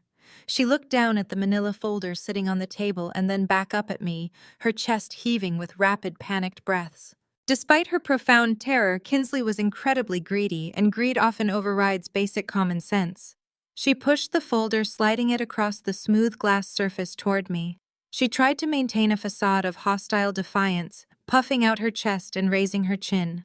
She told me she did not care who owned the building, because the documents inside that folder were worth millions to any rival firm. She explicitly outlined her demand, stating she wanted a $3 million whistleblower reward deposited into her personal offshore account by the end of the business day, or she would simply walk out and sell the embezzlement evidence to the highest bidder in the national media. I did not touch the folder. I simply looked at it and let out a soft, genuine laugh. I tapped the screen of my tablet, waking it up and turning the display toward her. I explained to her that she possessed absolutely zero leverage today. I told her that corporate whistleblower reward programs require a strict chain of custody and a massive amount of legal compliance. I informed her that the documents she was attempting to sell had been illegally removed from a private safe in a residential penthouse, making them entirely inadmissible for any kind of financial reward. I kept my voice perfectly pleasant as I explained that she was not a protected whistleblower, but simply a common thief attempting to fence stolen property. I watched her eyes widen as I swiped the screen on my tablet, displaying an official federal subpoena. I told her that my legal team had already officially subpoenaed the exact same financial records directly from the corporate servers early yesterday morning. I had the legal, pristine copies of the evidence safely secured in my digital vault. The thick folder she had guarded so carefully was nothing but a stack of worthless, useless, stolen paper. Kinsley snatched the folder back, clutching it against her chest like a shield. She was trembling violently now, her perfectly manicured nails digging into the cardboard. She realized that her massive payday had completely vanished into thin air. She stammered out a pathetic threat, telling me she would just find another wealthy executive to take care of her, because she was young and beautiful. I leaned forward, resting my elbows on the glass table, and looked directly into her terrified eyes. I told her that the corporate world is an incredibly small and highly connected community. I explained that I had already sent a comprehensive security bulletin to the human resources departments of every major logistics and financial firm in the entire city area. The bulletin explicitly flagged her name, her photograph, and her employment history, warning them that she was a massive security liability who routinely stole highly confidential documents from senior executives. I told her that she was permanently blacklisted. No reputable firm would ever hire her. No wealthy executive would ever risk allowing her into their home or their office. She was officially designated as radioactive. I reached over and pressed the small silver button on the boardroom console. Within seconds, the heavy oak doors opened, and two large uniformed security guards stepped into the room. I instructed them to escort the young woman out of the building and to ensure she never stepped foot on the property again. Kinsley did not fight them. She was completely broken. She stood up her expensive designer suit, suddenly looking like a cheap costume.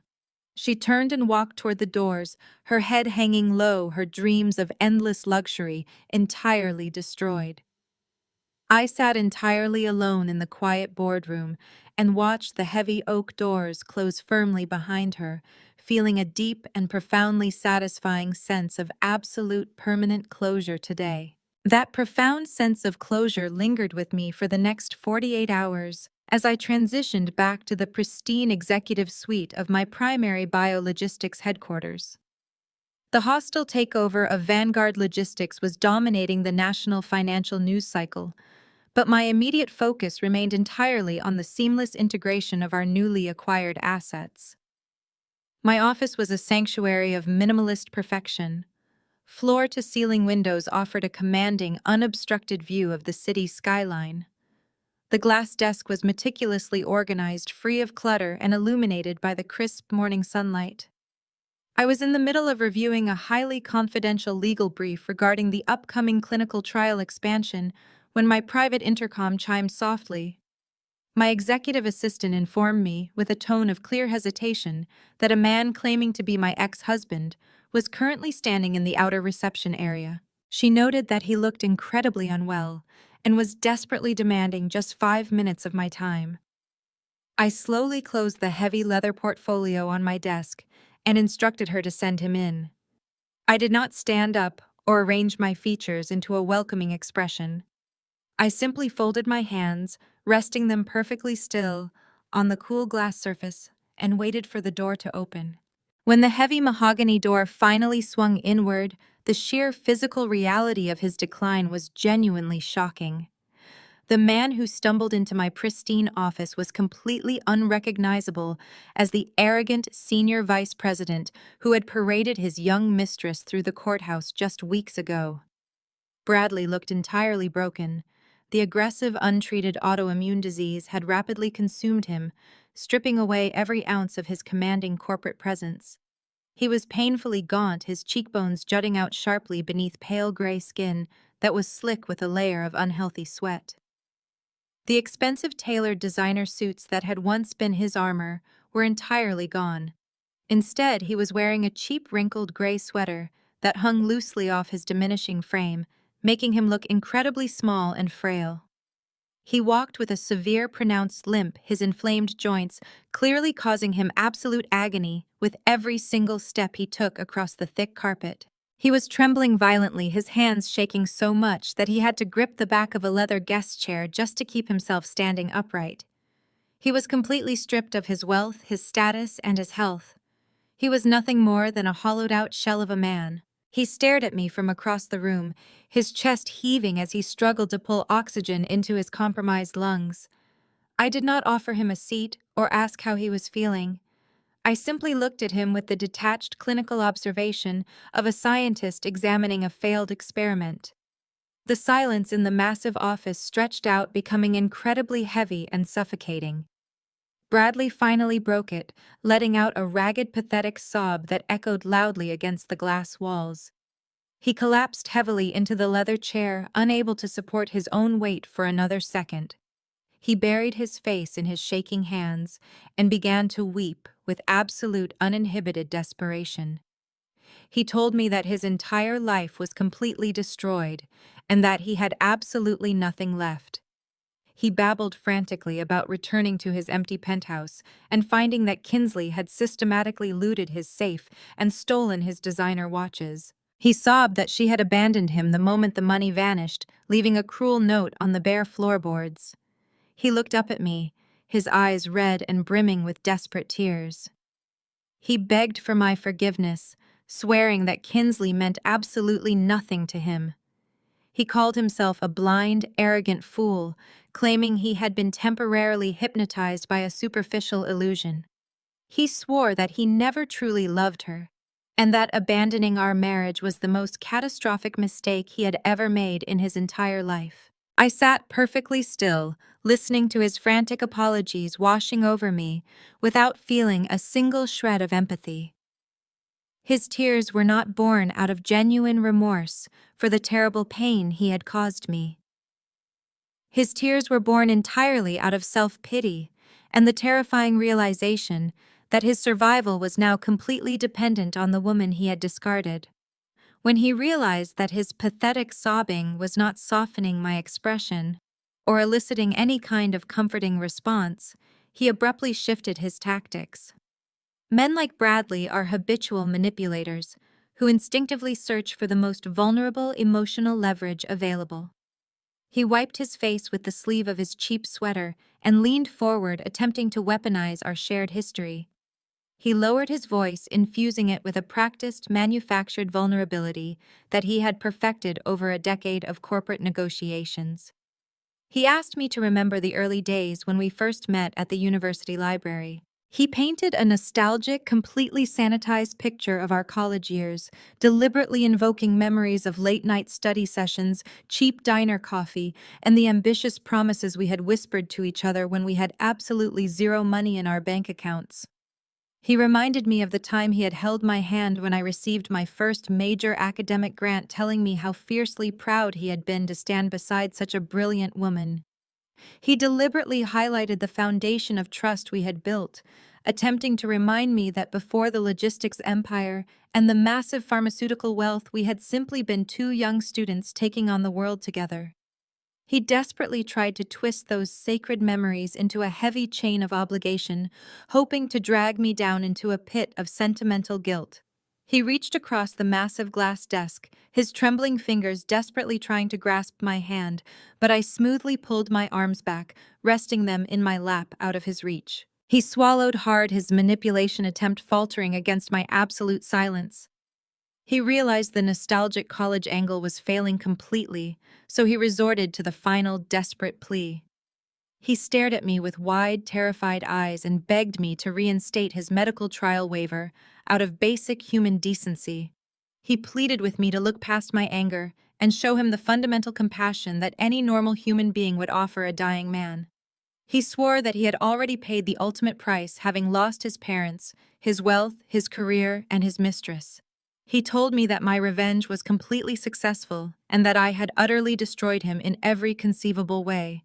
He begged me to reinstate the specific wife exemption clause that had historically guaranteed him free, unlimited access to the specialized infusion therapy. He sobbed that the new clinical trial contract offering him a spot was a cruel, vindictive trap designed to enslave him. He begged me to let him have the medicine without the devastating financial strings attached, so he could try to rebuild a fraction of his life. He was still trying to negotiate a better deal for himself while actively suffocating from a disease I controlled. I looked at the pathetic, trembling man sitting across from me and felt a profound, chilling emptiness. I watched a drop of sweat roll down his pale, gaunt cheek as he waited for my response.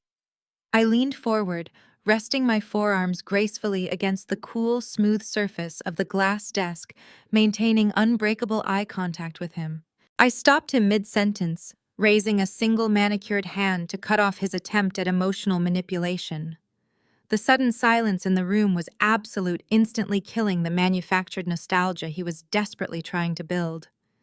I looked at his sweaty, pale face and let my expression harden into pure professional detachment. I told him clearly and coldly that I did not bring him here to reminisce about our college days or to discuss the illusion of a marriage he had so easily discarded. I brought him here for one specific purpose: I brought him here to go over the contract. I reached into the sleek drawer of my desk and pulled out the thick, heavy legal document he had received yesterday. I placed it firmly on the glass surface between us, the heavy thud echoing like a gavel in a courtroom. I slid it precisely across the smooth desk until the edge rested exactly in front of his trembling hands.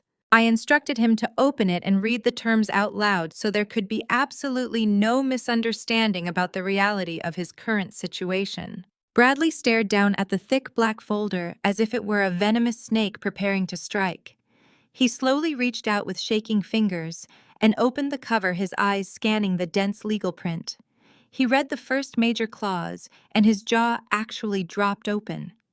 The contract explicitly demanded the immediate, unconditional transfer of his remaining 50% equity in his failing commercial real estate company directly to my holding firm. He looked up at me, his eyes wide with profound shock. He stammered that his equity was the only leverage he had left to negotiate with the federal auditors and the only chance he had to avoid a total bankruptcy liquidation. I maintained my unbreakable eye contact and told him that his company was already dead, and I was simply claiming the corpse. I demanded that he continue reading the document. He swallowed hard, a thick bead of sweat rolling down his temple, as his eyes moved to the second major stipulation. The clause required him to sign a full, comprehensive legal confession of his extensive corporate fraud, including detailed admissions of the embezzlement schemes he had orchestrated with his young mistress. The document legally stripped him of his senior vice president title permanently and carried a binding agreement that would ban him from working in the commercial real estate or financial industry for the rest of his natural life. The confession would be immediately forwarded to the federal investigators handling his active audit, ensuring his permanent professional destruction. He gasped that this confession would ruin him forever and strip away his entire identity. He begged me to understand that without his career and his corporate standing, he would be absolutely nothing. I simply smiled, a tight, humorless expression, and reminded him that he was already nothing, but now we were just putting it in writing. I tapped the glass desk with my index finger and ordered him to read the final condition. Bradley's hands were shaking so violently now that the thick paper rattled audibly in the quiet office. He squinted through his tears to read the third and final clause of his salvation. It demanded that he publicly issue a comprehensive formal retraction to all major media outlets and social circles, actively clearing my name from every single piece of toxic slander his family had spread about me over the past decade. He was required to publicly admit that I was a loyal, brilliant partner who had been deeply wronged, and that the catastrophic collapse of his life was entirely his own fault. He was forced to exonerate me completely while simultaneously broadcasting his own spectacular failure to the exact elite society that had once worshipped him. He wept that I was taking every single piece of his dignity, his legacy, and his pride, leaving him completely hollow. I reached across the desk and picked up a heavy silver fountain pen. I held it out toward him, the polished metal catching the morning sunlight pouring through the massive windows. I told him to sign his career and his pride away, or walk out that heavy mahogany door and let nature take its course. He had two choices. He could keep his fragile ego and die an agonizing, isolated death from his untreated aggressive autoimmune disease, while the federal auditors stripped him of his assets anyway. Or he could surrender his entire existence to me, accepting a life of total poverty and permanent public humiliation in exchange for the medical treatments that would keep his failing body alive. He stared at the silver pen in my hand, his eyes darting frantically around the pristine office as if searching for a hidden escape route that simply did not exist. Bradley slowly reached out and took the silver pen from my fingers. I felt nothing but a clinical detachment as he pulled the pen toward his chest. He stared down at the signature line on the final page of the contract, the bold black ink demanding his total submission. He closed his eyes tightly, fighting a fresh wave of tears that leaked from the corners of his eyelids and traced pathways down his gaunt, pale cheeks. He tried to speak, to offer one last pathetic plea for mercy, but the words died in his throat. He knew exactly who was sitting across the desk from him. The woman who had meticulously organized his diet, tracked his inflammatory markers, and managed his stress-free luxury bubble, was dead. In her place sat the architect of his absolute ruin. He pressed the nib of the fountain pen against the heavy cardstock. His hand trembled so badly that the first letter of his name was a jagged, distorted mess. He signed the first page formally, surrendering his remaining 50% equity in his crumbling empire. He flipped the thick page, his breath catching in a painful hiccup. He signed the second page, officially confessing to his extensive corporate fraud and legally accepting his permanent banishment from the only industry he had ever known. He flipped to the final page, the one that required him to publicly restore my reputation while completely destroying his own family legacy. He looked up at me one last time, his eyes silently begging for a reprieve that would never come. I did not blink. I simply waited. He lowered his head and signed his name for the third and final time, sealing his fate forever. He dropped the silver pen onto the glass desk, the sharp metallic clatter signaling the absolute end of his autonomy. I pulled the contract across the desk, sliding it neatly into the black folder. I closed the cover with a satisfying snap and placed it back into my desk drawer. I pressed the intercom button on my console and instructed my executive assistant to contact the clinical trial director. I told him that a car was waiting downstairs to transport him directly to the clinic for his first infusion. I informed him that his tiny subsidized apartment was fully furnished and his meager living allowance would be deposited into his new restricted checking account every Friday morning. I stood up, smoothing my tailored suit, signaling that our business was permanently concluded. I pointed directly toward the heavy door and ordered him to quietly leave my office to begin his new bleak life. For several seconds after signing, Bradley remained motionless. Then Mara Ellison entered through the adjoining door, accompanied by an independent patient advocate and a federal liaison from his former corporation. Their arrival changed the atmosphere immediately. The agreement was no longer a private contest between former spouses. It was a documented settlement involving medical consent, civil restitution, and an active criminal investigation. Mara placed 3 certified copies of the contract on the desk. She explained that one would be delivered to the Clinical Access Committee, one to the investigators, and one to Bradley's court-appointed attorney. The transfer of his remaining assets would be placed in a supervised restitution trust, rather than deposited into my personal accounts. His restricted living allowance would come from that trust after court-approved obligations were paid. The structure ensured that he could not hide money or later claim that he had signed without understanding the consequences. The patient advocate sat beside him and reviewed the treatment provisions in a calm, neutral voice. The funded trial position guaranteed medically necessary infusions, laboratory monitoring, transportation, and emergency stabilization. It did not guarantee luxury accommodation, private meals, or special access to executives. Bradley would be treated according to the same clinical standards as every other participant. He could withdraw from the study at any time, but withdrawal would end the grant and return him to ordinary self-funded care. Bradley asked whether I would personally control his medication. The fear in his voice revealed that he still imagined I wanted the power to decide whether he lived or died. I told him the medical decisions belonged to Dr. Vanderbilt and the Independent Review Board. My company financed and transported the therapy, but no individual executive could alter a prescription or withhold an approved dose. His shoulders sagged. The answer deprived him of the final accusation he had hoped to use against me. He could no longer claim that I had forced him to choose between obedience and death. He had accepted a lawful settlement because his own fraud, debt, and arrogance had eliminated every easier option. The federal liaison opened a recording application and asked Bradley to confirm his identity. He then read the confession clause aloud, line by line.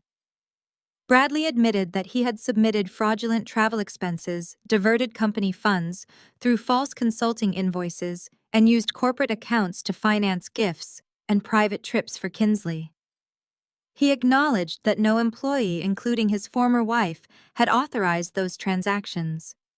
Each admission was followed by a pause in which he had to answer clearly. Yes. The word grew quieter every time he repeated it. Mara then presented the public retraction. It was a precise, factual statement correcting the accusations his family had spread at the medical gala. Bradley acknowledged that my company had not denied him emergency care, that his spousal subsidy had ended automatically under written policy, and that he had rejected continuation options after receiving proper notice. He also confirmed that my donation funded research for patients beyond his own case. The statement would be released to the Foundation Board, the medical licensing officials who had heard Patricia's accusations, and the corporate investigators. It would not include intimate details of our marriage. I wanted the professional record corrected, and the lies ended. Bradley signed the retraction with the same shaking hand. When the recording stopped, the federal liaison collected the evidence and left without offering sympathy or condemnation. To him, Bradley was no longer a powerful executive or a humiliated husband. He was simply a cooperating subject in a financial investigation. Dr. Vanderbilt arrived moments later with 2 clinical transport specialists. He went directly to Bradley, checked his pulse, examined the swelling in his hands, and asked focused medical questions. Bradley admitted that he had missed his scheduled infusion, had barely eaten for several days, and had experienced chest tightness since the gala.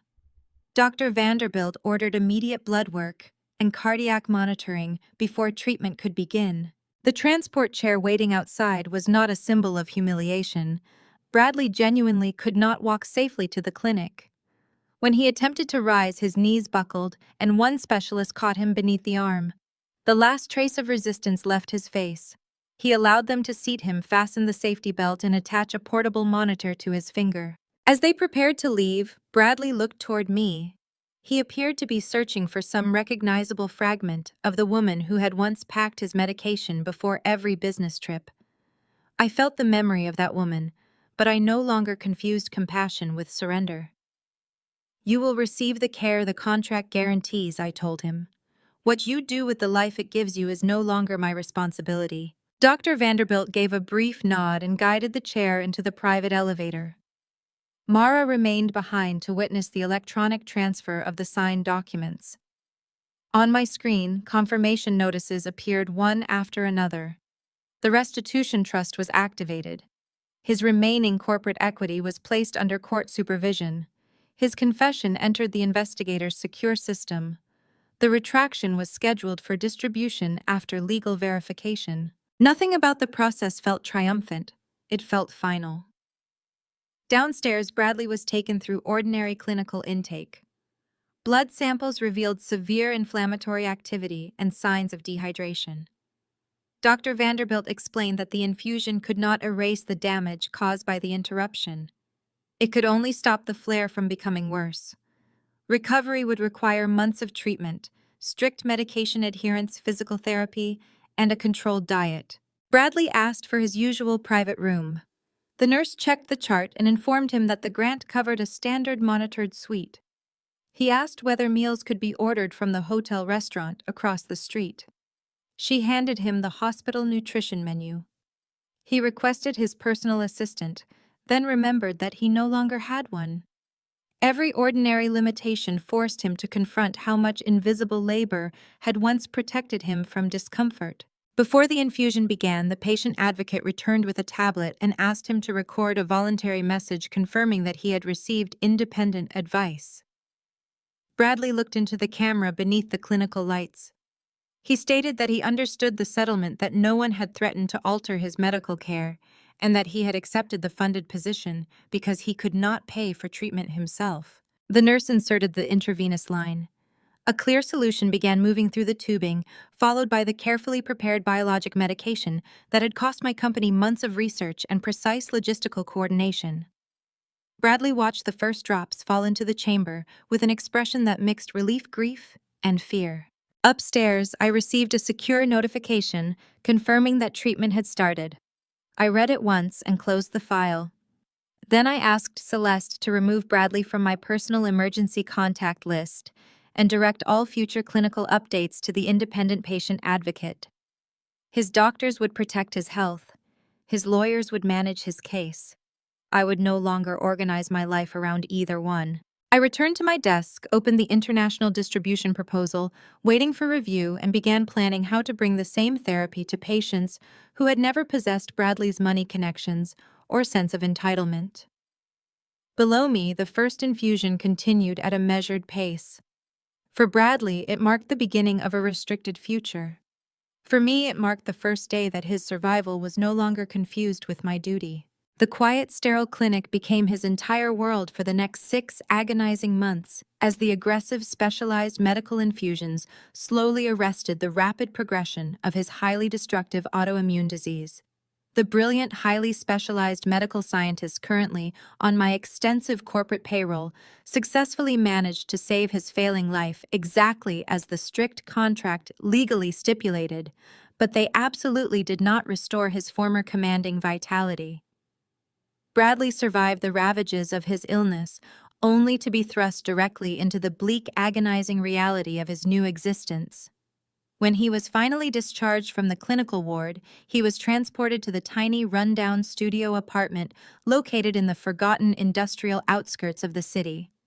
The apartment was a depressing concrete box with peeling linoleum floors, a single drafty window overlooking a brick alleyway, and a radiator that constantly hissed. His former luxurious platinum lifestyle was permanently and brutally replaced by the harsh, desperate, unending daily grind of mere basic survival. To afford the basic groceries and meager utility bills that fell outside his heavily restricted living allowance, he was forced to take a minimum wage data entry job at a dismal, windowless call center.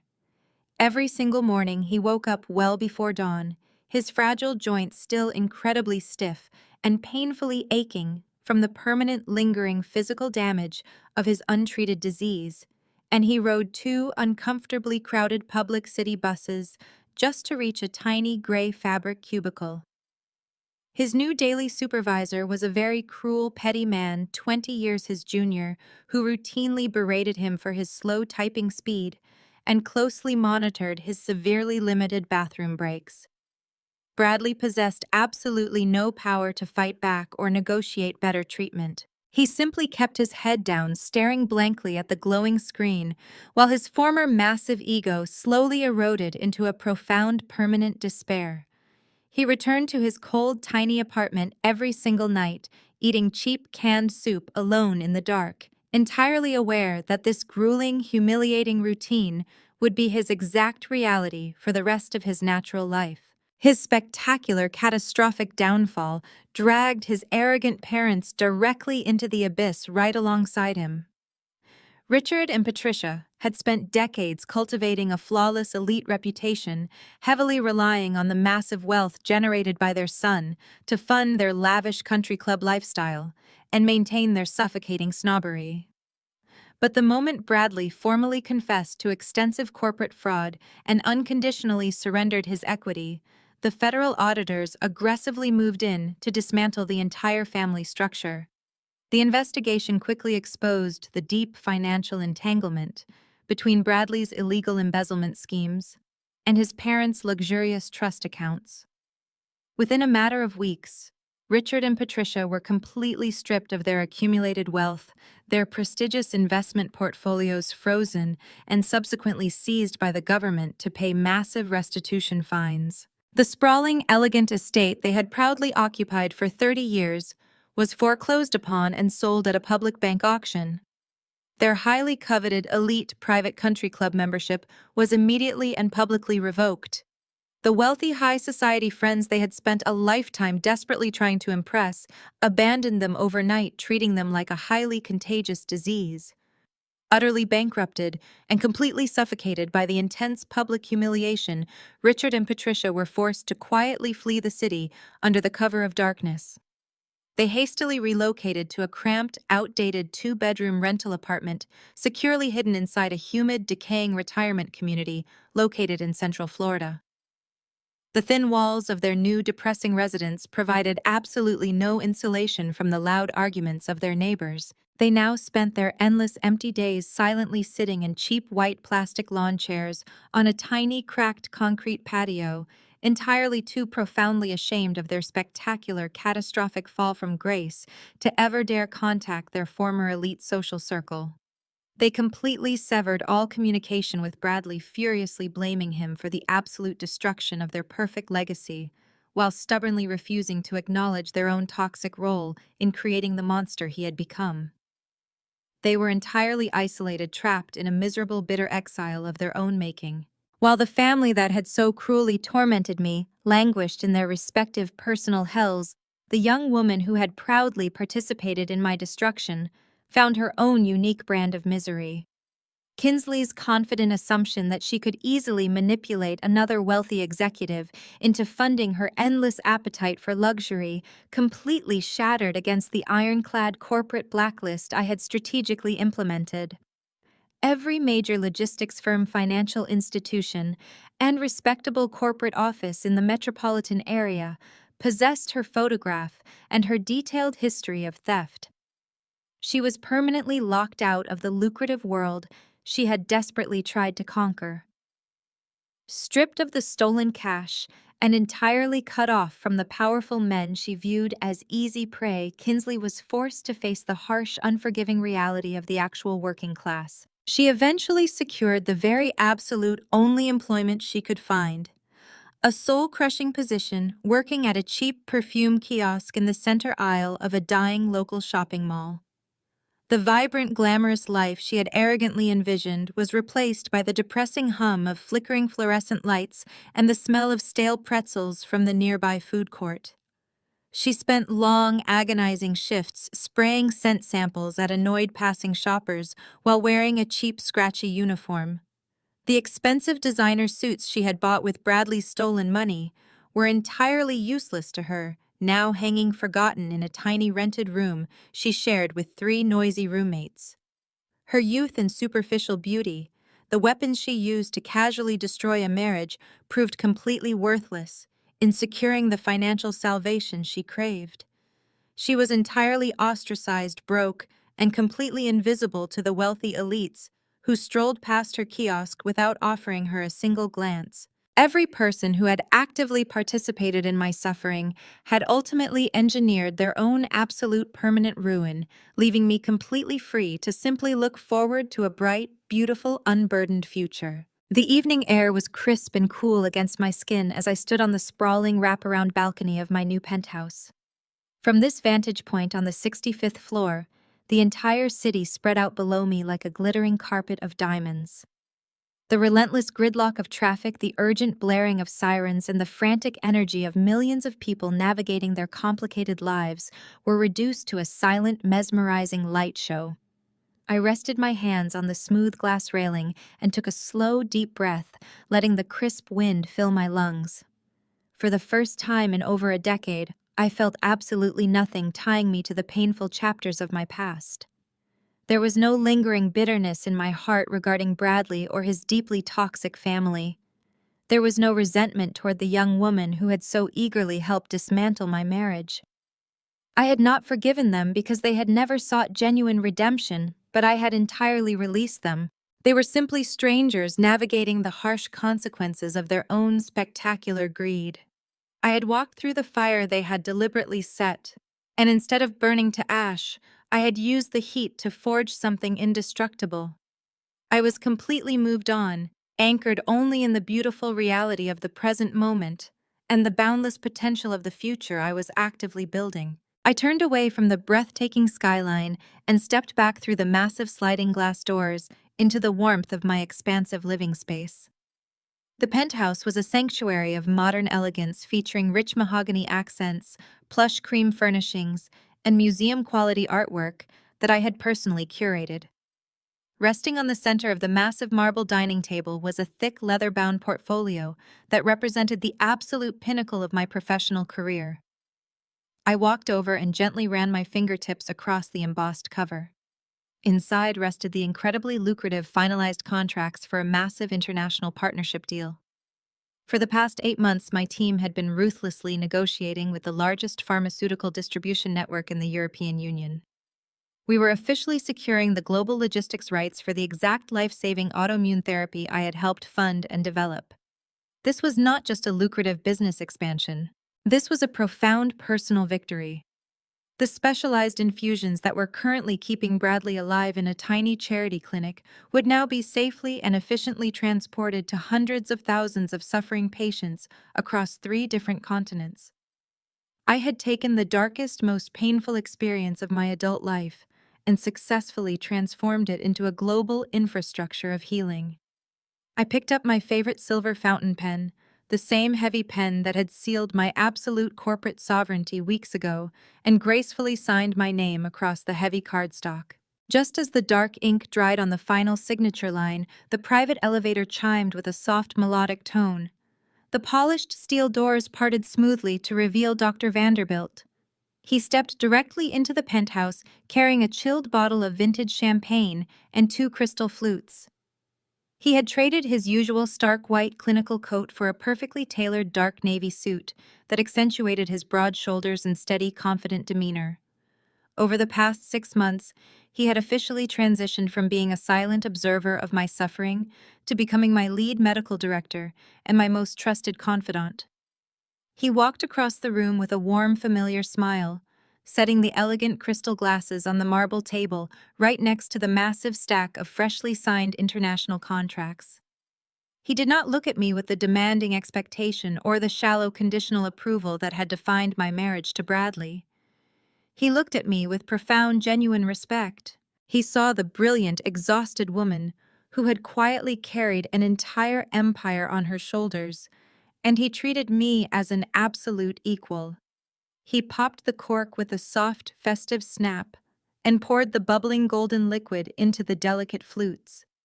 He handed one directly to me, his fingers gently brushing against mine, sending a warm, comforting thrill radiating up my arm. He gently raised his elegant crystal glass, the soft ambient light perfectly catching the rapidly rising bubbles, and offered a quiet, heartfelt toast to the incredible woman who had single-handedly changed the landscape of modern medicine. I smiled and gently clinked my glass against his, the clear melodic chime ringing out perfectly through the quiet penthouse. We stood closely, shoulder to shoulder, sipping the delicious, crisp, dry champagne, while looking down at the heavy legal documents that would soon change countless lives around the world. We were two highly dedicated professionals, building a lasting legacy rooted in genuine care, rather than shallow ego or destructive corporate greed. He reached out and wrapped his strong, warm arm comfortably around my waist, pulling me close. I leaned perfectly into his incredibly solid embrace, feeling an overwhelming sense of profound peace completely wash over my entire physical body. We walked together back out onto the beautifully expansive glass balcony, letting the cool evening wind surround us once again. I looked out over the incredibly sprawling, magnificent city that I now essentially owned.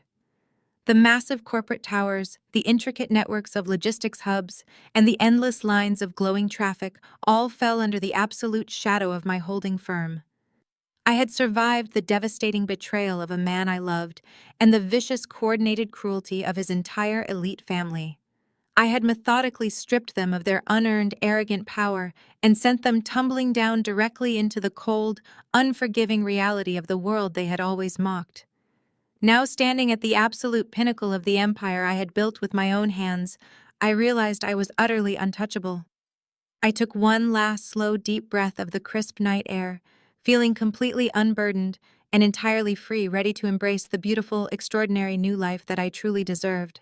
When facing devastating deception, especially from those trusted most, it is incredibly easy to let the fire of resentment consume your entire existence.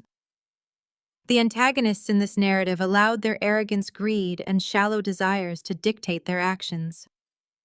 They aggressively chased temporary selfish gains and ultimately engineered their own absolute ruin, losing their dignity, wealth, and social standing in the process. They became prisoners of their own catastrophic choices. Conversely, the protagonist chose a far more empowering path. She did not let bitterness anchor her to a painful past. Instead, she took the absolute darkest, most agonizing chapter of her life and forged it into an indestructible foundation. By securing global distribution for a life-saving medical therapy, she successfully transformed her deep personal suffering into a worldwide infrastructure of healing. She proved that ultimate power lies in releasing toxic attachments and stepping fully into a future where you are completely unburdened and entirely free. Her journey teaches us that personal worth is never defined by how cruelly others treat us or underestimate us. True justice is achieved when you refuse to remain a victim and instead build a bright, extraordinary reality that your detractors can only watch from the shadows. You owe it to yourself to turn your deepest pain into your greatest triumph. Share your incredible journey of resilience in the comments below, and subscribe to hear more empowering stories of people reclaiming their ultimate independence and success.